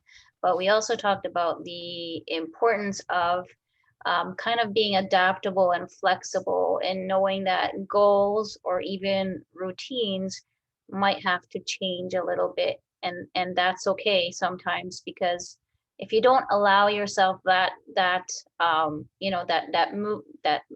that space to shift a little, sometimes you just fail at it and you give up. But I find if you allow yourself, you give yourself some space to deviate, let's say, for example, from a diet, you cheat once every 2 weeks and have a piece of cake, but you say that's okay, that's allowed, and you keep going. So I think that's just a silly example, but in terms of work, especially, the importance of adaptability, the importance of changing from time to time is okay, and that's one thing that we talked about. Yeah, that's very good comments you're making. And some of the slides coming up in one of the days, we'll talk about consistency and expectations, but we'll frame the consistency aspect. Certain things that are consistent are like, you expect to get paid on every second Thursday. If you don't get paid on that second Thursday, you start to get very nervous. Are you ever going to get paid? Like, there's certain things that need to be consistent in a company. But if you're too regimented, then yeah, you get a bunch of robots. And the problem with that is the outside environment is changing. And if you're not innovating inside, you're going to be like Kodak, right? You're going to be gone. That becomes a problem from a company that dominated their marketplace to inventing the digital camera and not really investing in it, to being gone from 150,000 employees to like 200 employees after they came out of bankruptcy. So definitely you have to be mindful of that, because the world is changing very fast in that way. And every company, doesn't matter, I don't know what company is not facing rapid change in the marketplace. So yeah, there has to be a balance in there for sure. But again, we'll talk about the consistency side too. There's certain things that people also expect in most environments from that. Good. And how about Ramona? How about you, your group? Or did I, yeah. In my group, we were talking about how when you set habits, again, like external factors might affect you. Like if there's something that you cannot control, then your habits will fall apart and then you might not know how to react or like how to deal with it. And that might affect how you reach your goals. So something that breaks your habits can be problematic, is what you're saying? Yes. Yep, for sure. You can get discouraged. There's processes that can help to build habits, to be sure. So there's processes and systems in building habits too, believe it or not, and they can work quite well, depending what it is that what you're trying to accomplish. Like it's fairly well known, like Pascal said, if you're trying to go on a diet, if you're overly rigid from it, then you're probably going to break out. And once you break out, you're not going to go back. But if you give yourself an out, that can be really, really helpful. So you give yourself that you've got a get out of jail free card, so to speak. So maybe once a week that you can break this habit, and that's okay. You try not to then extend beyond that. And so it gives you a second opportunity, because maybe your willpower was weak at that point. Somebody, it's interesting, I sometimes look at it. Somebody asked Jerry Seinfeld. I don't know how many people watch Seinfeld, but used to be everybody watched it, but that's back in the day. I started thinking about that. When I was a kid growing up, my parents watched this show called I Love Lucy. And it was from the 1950s, and it was always on in the 70s, right? When I was, watching shows, right? And I was like, that's 20 years ago. That's like in Aristotle's time, right? Like to me. And now I talk about Seinfeld. Well, that was in the 90s, right? So but it was a very good show, Seinfeld. Anyways, funny wise. And so they asked Seinfeld, well, how did you get to be such a good comedian? And he said, I wrote a joke every day. All right. Every day I had to write a joke. And when I wrote a joke, I got to put an X in the calendar. So I'd put an X in the calendar. And so those X's form chains. And he said, the key is not to break the chain. Right. And so he had a habit in a sort of a way that once he got like almost a whole month, he would force himself to do that joke. Right. He didn't say it had to be a good joke. He just had to write a joke. Right. And that would be a part of his system in doing that. I think he had a rule too, that he could have like one in the month that he could miss or something like that. But that was the idea, right? That he had something that was visual, that was a reminder, or that he enjoyed. It gave him basically, and you can, again, there's excellent books on this that are written by, well-researched. BJ Fogg, he's a professor. I think he's from Stanford, and he wrote a book, Tiny Habits. And so it's all been researched and tested in the different processes that work. And one of the things that you have to have is a trigger, and you also have to give yourself a reward too, some sort of reward. If the X is the reward that you're happy when you put the X, that's great. Or you give a high five, that's great. But that's something that you feel good about it after you've done it, especially when it's something that's difficult for you, at least in the beginning.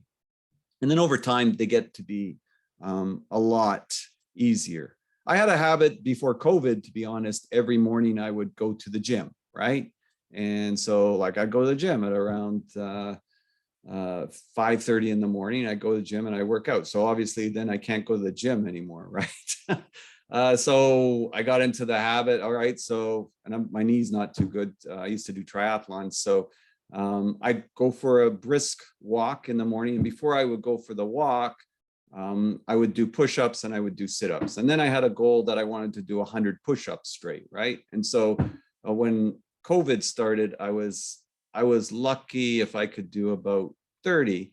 And but kept marking it down, tracking it all the time. And so actually I try some of these things. You know, I don't just talk about it and not do it. I try some of these things. And so, you know, there's the Jerry Seinfeld tracking of goals, right? Like, so you have these different things you want to track, and it tends to help pretty good at doing them, but you have to have an interest in wanting to succeed at it. And you give yourself a pass if there's some of them I'm much more successful on than others. And usually the ones I'm not is where something interrupts the pattern, right? Like playing the piano. Well, if I'm not home and I'm somewhere else and I don't have the piano, it's kind of hard, right? So it's those kind of things. But same thing with work environment. Like I gave you the same example with writing a book, right? So I did the same thing with writing a book, and I had that down that I would put an X. If I wrote that page that day, I would put an X. So I didn't want to not put X's. And if I missed a couple of days, then that would be like a flag for me that I've got to get back on track. So there are tools that can be utilized in that way, and businesses can utilize those tools as well in developing, implementing goals and strategies and tactics to achieve that. And building the systems around it. So that's kind of where that went with that. Okay, why don't we take a short break, maybe not too long a break, 10 minutes, and then we'll maybe go for another 15 minutes or so after that. But I think everybody needs a little bit of a break, right? It's been going a little bit longer. Okay, so we'll take a little stretch break, and I can finally change. And we'll be back in 10 minutes. Okay. All right, see you in 10 minutes.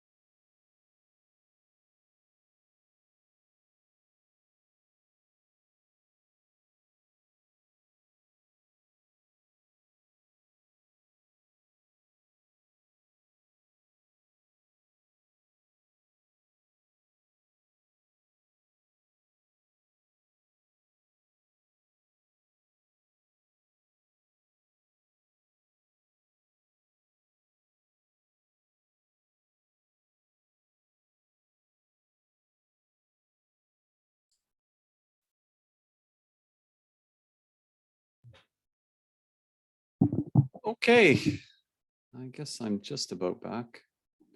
Said 7:50, so I'm a little bit early. Let's see if I can find that. Slides there.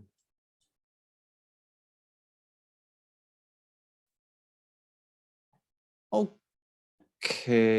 so 7:50. Yeah, okay, good.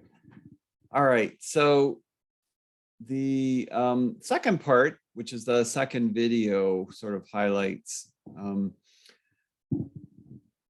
the textbook that I mentioned that I used to use. It had a framework, and I kind of like the framework that they had. So sometimes a framework, it's a good tool to use. There's different frameworks that you see used in business, and it helps to, nothing fits perfectly, you know, in all these categories, but it's not a bad way of having a pretty broad understanding of HR. And so the framework is the 5 categories that affect HR. And that includes these 5 areas: social, political, legal, and economic. So this kind of ties to another framework I mentioned yesterday, PESTLE, which comes up on another slide. The workforce itself, the organization's culture, the organization's strategy, which we've been kind of talking about in the first class, and the technology of production and organization of work. So in that video, I go through this pretty detailed. I don't think I'll spend that much time on it right now because you can look at that video. It also will just bring into a little bit of job types, which again, it's a framework, but it's not, there's crossovers in some cases, but we'll talk about that too. But basically, you can think about the framework as being part of a system and how parts of the system fit together that I was just mentioning. So when I talk about external environment, that's PESTLE. You got P for political, E for economic, S for social, T for technological, L for legal, and E for environmental. And these are really sort of the factors or forces that companies have to respond to that are coming from the outside. And it goes back to what was being mentioned earlier too. Yeah, you don't want to be too rigid in everything because you got a bunch of things that are happening outside that you have to be pretty agile at responding to too. So most plans need iterations or need adjustments, or the same thing with goals. Sometimes, you know what, a goal might not make sense anymore. So that has to be looked at. And then there's another framework that you also see quoted a lot, which is Porter's 5 forces. You know, the competition that's within the industry, potential of new entrants into the industry. You know, is it easy to start up another competitor, or is it more difficult? You think about the car industry. It's not that easy to start a new car manufacturing company like Tesla. That's not that easy. There's not been that many successes over the last 25 years in that. There's been, or 30 years, there's been a number that have tried, but it's kind of difficult because it does take a massive amount of investment, right? But in other industries, yeah, it's not that hard, right? It can be done pretty quickly from that perspective. If you think about education, there was the great courses for a long time. They were doing a lot of online kind of education things and had kind of a niche, but there's been a huge amount of online educational courses that have been coming on stream in the last 3 or 4 years. So it's a little bit easier to do that than to say do something that requires a lot of physical real estate or something of that nature. It's more expensive. Power of suppliers, how they impact the sector in that, and that's the supply chain within businesses. Power of the consumer.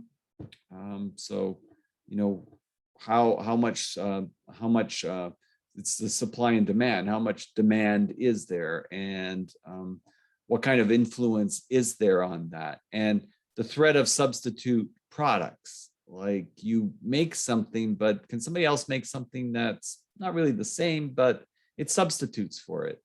Like, I guess you could think of maybe NutraSweet being a substitute for sugar, or something of that nature. How easy is it to get a substitute? So these are broader frameworks in the business environment that affect businesses, to be sure, and affect strategy as well in those businesses. But we'll focus in on these 5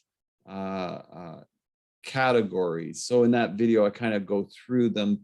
And this is kind of like its own pestle kind of view of things within that. But I'm not going to get it. As I said, I think I'll not spend too much time on that. I'll let you watch the video for that. The workforce, well, that we should think about as well. The demographic issues within a workforce, the diversity, the age of the workforce, the occupational mix, that has an impact on the business as well. What kind of skill sets are required, you know, and what is that integration? A lot of businesses, they can be quite separated out from management, engineering, and the assembly line, as an example. That can have quite distinct separations, and it can set up sort of a culture where there's definite silos. Others may have it much more integrated, where there's not so many silos that way, depending on what the business is. So again, you can have a lot of different mixes depending on how the culture accepts it, but usually certain mixes will sort of come about naturally based on, as an example, job types, depending on the business. The demographic distribution can have an effect on an organization's ability to change and adapt and grow as well. Culture. Okay, so culture, we have things that we need to consider.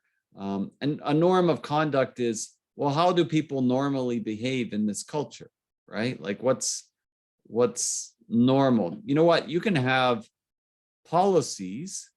A company can have policies, but it doesn't mean everybody's kind of following it. The norm might be that they've got this policy that nobody leaves before, or that work hours is 9 to 5, but everybody seems to stay late, like till like 7 or 8 o'clock, right? So that's kind of a norm of conduct. It's not written into the policies, but then people feel obligated to work longer hours. A lot of banking sectors have that kind of thing that goes on. The attitudes toward work, is it within an organization, is it a very positive attitude, or is it kind of a negative attitude? And that can be very systemic. You can have 2 companies operating in the same marketplace, and one has a pretty positive attitude toward the work, and the other one has pretty negative. And that can tie to some of the motivational theories that we'll talk about coming up, like McGregor's theory X and theory Y, where there's in one organization a level of trust and another organization a level of distrust. So there's a lot of things that affect corporate culture. You know, is it a culture of cooperation or competition? Well, part of that too, how do people get promoted? How do people get bonuses, right? Like, if it's very individualistic, you're probably going to have more competition, right? And you know what? In some businesses, it works well having competition. In other businesses, well, in businesses where it really requires collaboration and teams, it doesn't work so well. In businesses where you're going out trying to get clients and you're doing sales and that sort of thing, and it's very individualistic, it can work pretty well. So it kind of depends on that. Is work itself regarded as joy or as drudgery? that provides a means to some other end. And again, you can have quite a dichotomy in attitudes towards the work itself based on how the business is set up. Now, some work, quite honestly, can tend to lead itself to being viewed as more drudgery than joy. But in some cases, if a company does things really well, something that in a lot of places is drudgery might be seen at least to be pretty good. I can think of an example with that, I think it was, it's either the Mayo Clinic or Johns Hopkins hospitals in the US, where they involve the cleaners in the meetings with the surgeons, with the floor teams and the nurses, because they know that if the rooms are not properly cleaned and disinfected, and the surgeries are not properly cleaned and disinfected, that it will cause infections and cause problems. And some of the cleaners, they talk to somebody that's maybe grieving in the halls because they feel they're part of this team, right? So they take it as a responsibility. They have an altruistic view of their work. And other hospitals, quite honestly, they subcontract it out, and people pretty much have a stopwatch. How long did it take you to clean the surgery? Why did it take you longer? Well, we talked about time, cost, quality. So of course, then people cut corners, and they don't have that same kind of attitude toward their work. For them, it's more drudgery than it is joy. So again, you can have these differences between companies and how they actually perform. By the way, the ones I was mentioning, I think it's the Mayo Clinic or Johns Hopkins, but have very, very high rating as far as low infection rates and that sort of thing. And why is that? Like you've got to wonder why one hospital has much higher than the norm, and they're doing things a little bit differently. Are workers regarded as mere employees, or are they seen merely as economic drivers?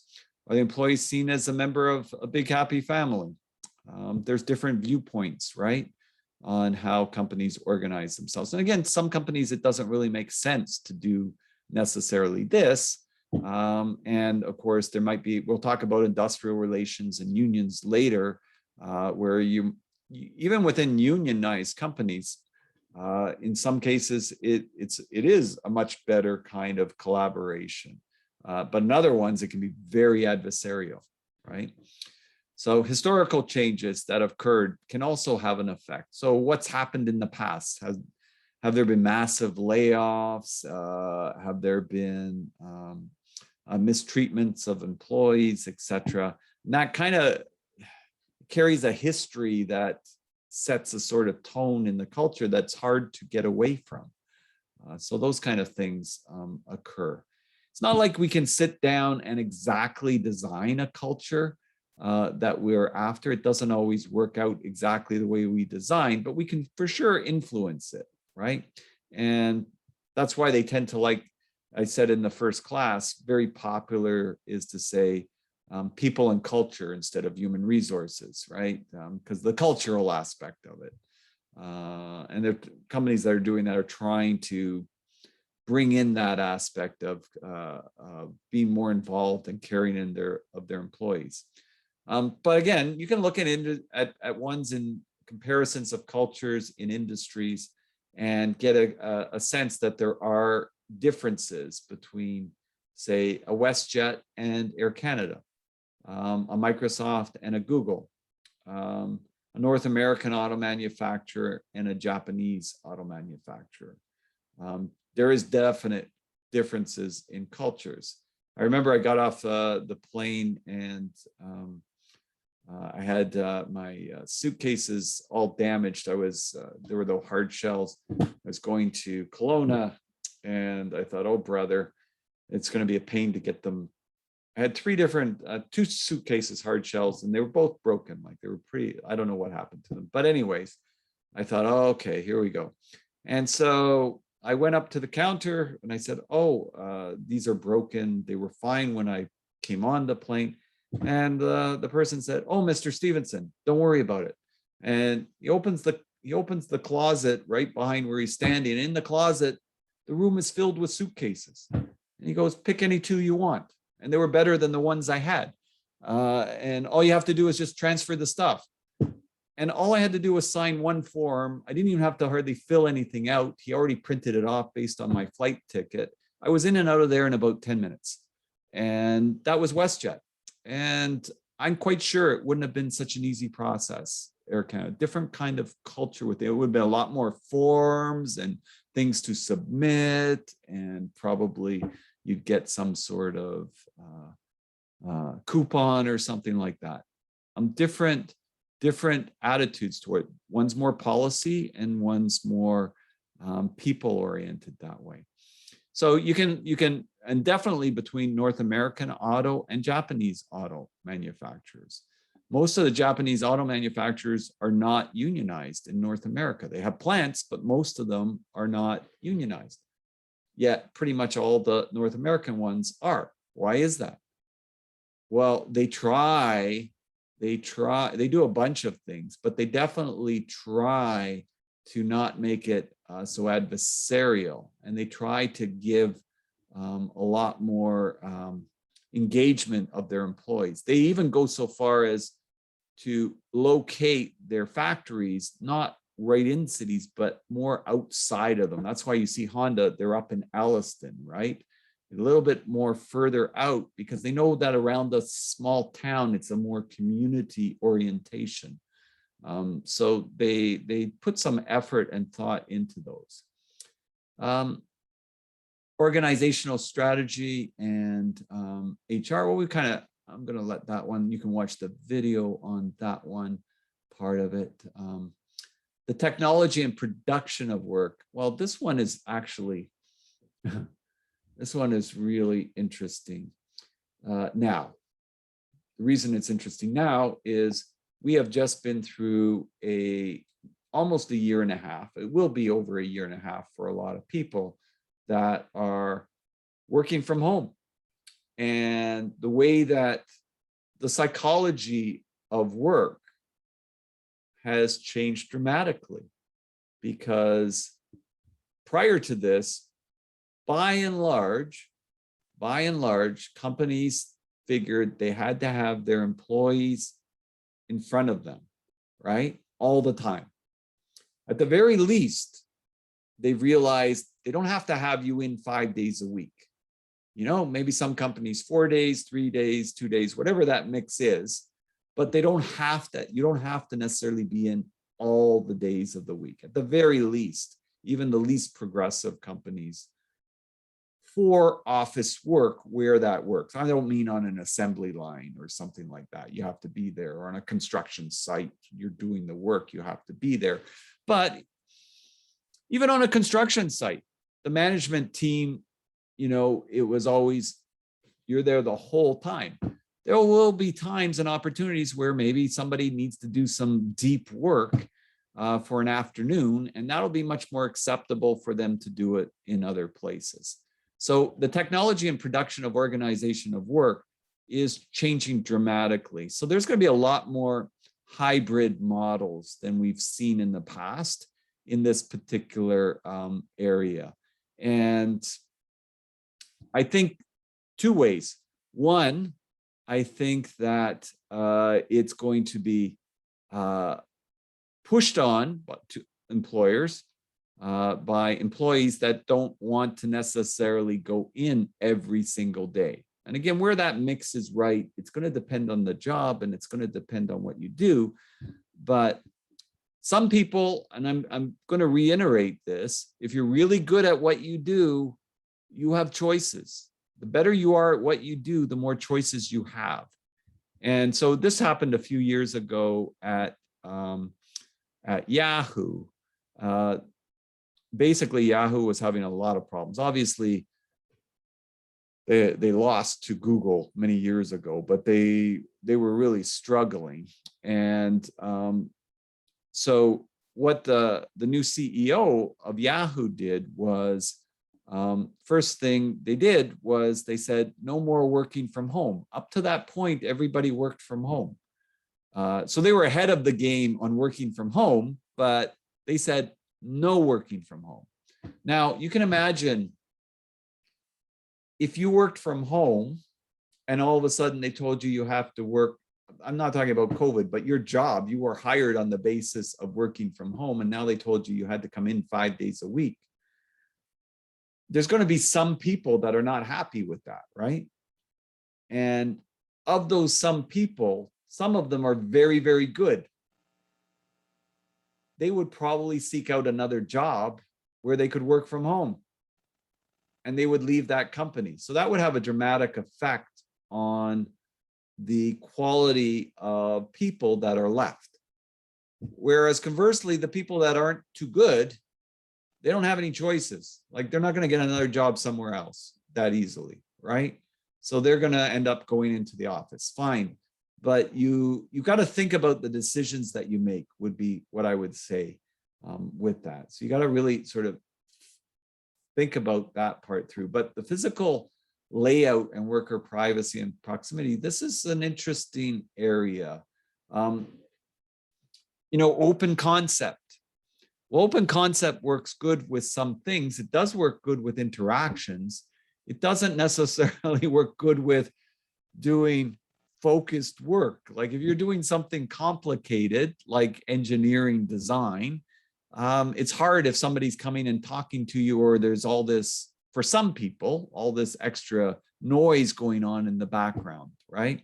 So how is it designed, right? Or is it designed where the center is open concept and around the perimeter, there's some offices that you can book, that you can do your sort of deep work in? That would be important on the design aspect. And as I said, this whole area here is really we're really going through, I would say, a dramatic shift, which was probably coming anyways. It's just, it's happened in a much quicker time period because of COVID, right? So people have had definitely understood that there is a lot of things that can be done. The required skills, I'll leave that stuff up for the videos to review and look at, right? So I think that's, oh, okay. So this is where I just wanted to finish with this part. But again, go through the videos and I'll bring up some of the points in the review tomorrow. But stars, guardians, and foot soldiers. So there's been this categorization that you can look at jobs under these sort of three points. And so a star job is when a bad performance is not too bad, but a good performance is very good for the business, right? So you can't mess it up too badly. That's a star job. But if you do really well, it can be fantastic, right? So it can be really fantastic. So jobs involving the production of knowledge or innovation are examples. In research, there's an expectation that a lot of times your research isn't necessarily going to be successful. There's that expectation, but occasionally when it is, it's like super successful. So that would be a star position. A guardian position, when a bad performance is a disaster, but a good performance is only slightly better than average. Unfortunately, there's a lot of engineering jobs that fall under that, especially like structural engineers. Usually, unless it's a real glorious design that everybody is, touting, usually if the building stands up, everybody's not saying, Eli, you designed the building, it's standing up. Good job. Hey, way to go. No, if the building falls down, everybody's looking for Eli. Why did this building fall down, right? Like it's that's a guardian position, typically, like the condo in Florida, right? I don't even think that necessarily was an engineering issue. That was more a maintenance issue. But if it had been a design issue, that would be like, that's a disaster, right? But the fact that it's up, nobody talks about it. Okay, good. You're good that you're that, but it's not what you call typically a star. And a foot soldier is one in which the range is concentrated near the average. You're not in a position that you could probably make this thing fantastic, or that there's other people watching what you do, so it shouldn't be that you're in a position that you can sink the ship, so to speak. So that's kind of, so there's a lot of obviously foot soldier jobs, like, you know, guardian, like a CFO for a company, usually a guardian position would be another example there. Stars, it could be the star where the, you know, you really have somebody that does something stellar that really sort of stands out and gets that extra sort of buzz going about the business or the company, and it might be on new innovative products, etc. So maybe what I'll do is I'll let you take a look over these questions, and maybe we'll start out with that tomorrow for a little bit of a review. But maybe I could, let's see, I could go and let's see here.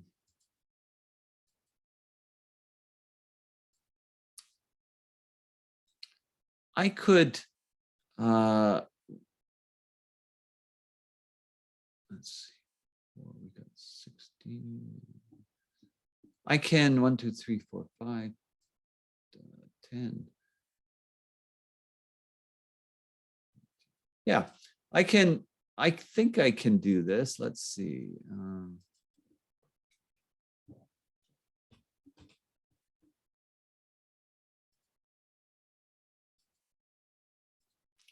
I can create let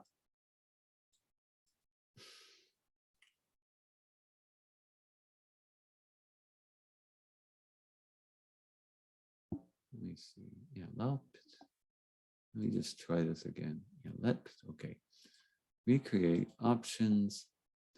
There we go. Breakout rooms. So I can create 4 rooms, and you guys can jump around, I believe. So you can, I think you're able to jump around. And if you wanted to think about your groups or talk to different people about setting up a group, you could spend a little bit of time doing that, or maybe you've already been doing that when you had the questions, but if you haven't, you could spend a little bit of time doing that. You don't necessarily have to have the group today, but just sort of start to feel things out for that. Does that sound okay? So I think I've got it set for 40 minutes. That's plenty of time. Like you can leave whenever you want, right? But I'll let you chit chat with that. And I think you can jump in and out of different rooms if you want. If you've already been talking with people, or there's 2 people that you already want to, or 3 people you already know, you can see if there's anybody else that wants to join. Okay, so I'll open up the rooms. I'll let you guys jump around. I think you can go in and out. I'm hoping that's the case. I know you can definitely pick the room, but I'm hoping that's the case. So, well, I'll let you do that. Maybe I'll hang around for 10 minutes just in case there's you can get out, but you can't get back in. Okay. So we'll see everybody tomorrow then, okay? Oh, have a good evening. Yeah. Okay. Good evening. So there should be 4 rooms you can choose from. Like we have a group set, if you want. Like we can now tell you the names if you want, or via email. Yeah, you could send me an email, Eli. That'd probably be good. And did you get each other's contacts? Yes. Good. Then you guys are good. Okay, thank you.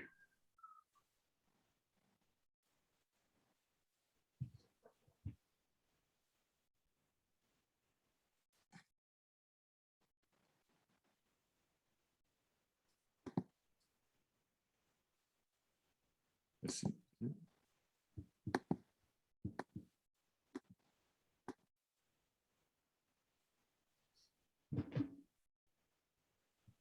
I think you can still talk to people too here if you want. Say, hey, let's go into this room or something like that. You can do that too. It's always the fun part.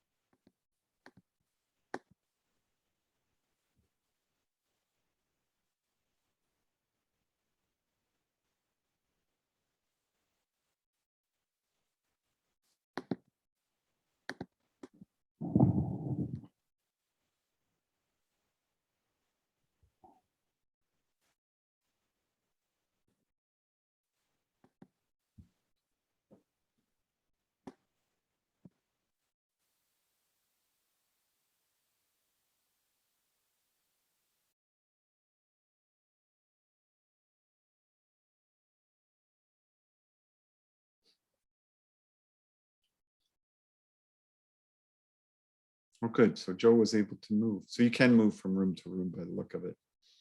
She moved from 3 to 4. So if you go into a room, you can still jump out, guys. Or you two can form a group already. There you go. Actually, I already have a group. I'm with Eli, so that's why. Oh, okay. Cool. Yeah. How about you, Xingzi? Are you too? I have a group also, but how do I select a room on Zoom? Well, if you already have a group, is there people from your group in one of these rooms? Yeah, I think room 4. Oh, then just pick room 4. How do I enter the room? Oh, here. Doesn't it show it? Didn't see on my end. Down you can enter breakout rooms. So I'm gonna join a room. Where do you enter it, Jodale? Because I don't see it on mine. No, now I will join room 2.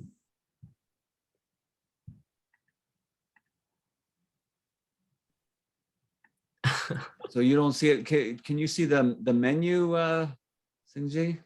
No. Oh, you don't see the menu at all? It's disappeared on you? Yeah, it didn't show up on me. Which group are you in?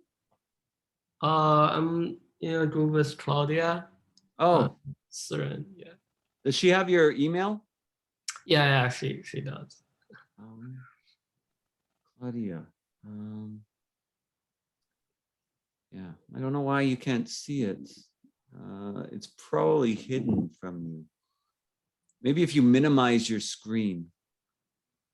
Don't close it, but minimize it. Sometimes it gets behind things. I find the menu. I'll let Claudia know that you're having trouble to get in, okay? Okay, thank you. Hi, Claudia. Hi, Tom. Qingzi's having trouble getting in. Why? I Yeah, don't know, yeah. he can't find the icon to hit. I don't know why. All right. Okay. I'll just like, because we do have like a group like Sira and Chandler, like they are my teammates already.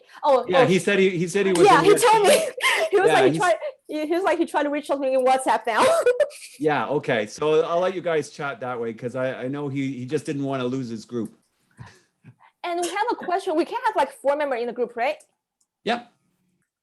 You're gonna have 3, 4, or 5.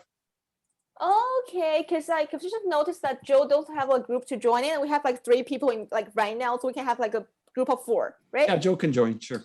Oh, thank you, Joe. Are your teammates okay with it? Yeah. It's like one of them, it's like the guy in Beijing, like he has something to do like in this morning, so like he has to like left early, and the other one's like, you know, he has like trouble like joining this room.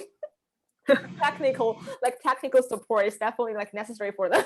Yeah, I think because I'm not used to joining mine. It just shows up and I just click join and it's pretty straightforward. But sometimes on Zoom things get behind a screen and stuff, I find. So maybe that's what was happening with him. All right, okay. But I think you're able to go out and come back in because Joe, you went from one room to another, right? That was okay? Yeah. It's like when you hit like breakout room, still has like a choose breakout room, and you can have like a session there to like choose which one to join in. Yeah, because once I get the group settled, then when I do the breakout rooms, I'll let And when we have discussions, you can have discussions with your groups too. And that way you can also in between talk with your projects. That's what I usually do. Yeah, that's so true. Okay, great. So I will. Yeah, we have a really diverse group in this case now. It's like one from chemical engineering, one from bioengineering, the Oh, other that's one okay, from that works fine. ECE, and another one for civil. That's so cool. That makes it interesting, actually. That's Yeah, what I like exactly. about this class. We get people from all over the world and we get people from different engineering backgrounds. Cool. That's so cool. And Okay, so Joe- I'm just going to leave the room. I'll let you guys chit chat. Thank you. Okay, see you later. Oh, and So you're talking to her on WhatsApp? I talked to her on WeChat. Yeah, okay, good. So Is yeah, there so a- that's okay. Yeah. No worries, you're in the group. Yeah. Is there a option to give me access to the rooms? I don't know. You know what you could do? You could can you log in with your phone? I think so. Let me try. Because I'm not sure what's going on, why you can't see it. Yeah, it didn't give me any notification. Like, I don't know.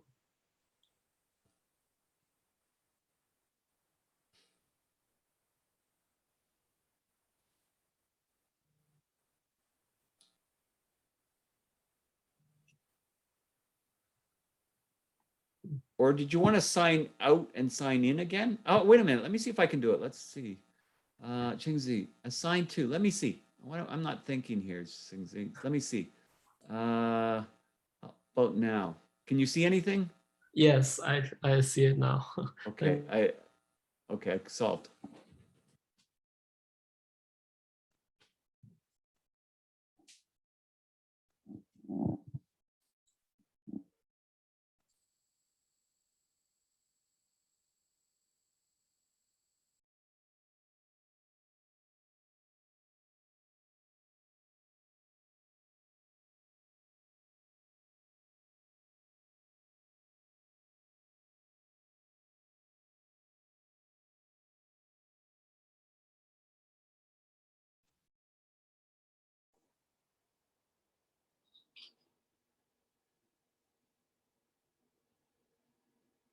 Okay, so looks like it's just us.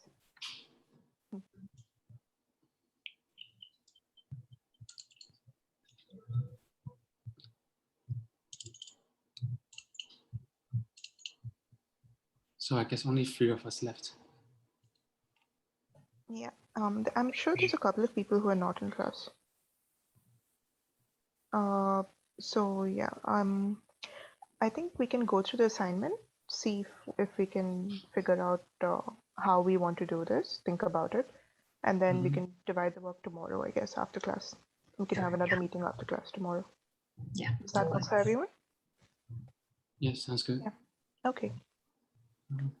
I will form the group meanwhile. Just a second.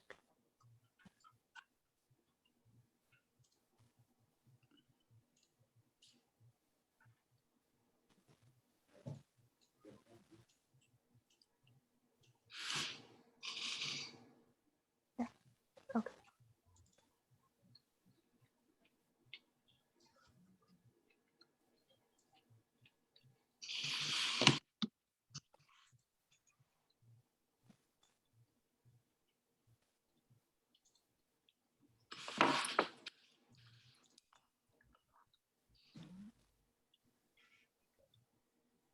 Okay, I have created the group.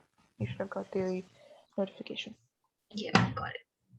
Okay, so I'll see you guys tomorrow then. Sure. After class. Yeah. All right. All right. Bye, guys. Bye-bye.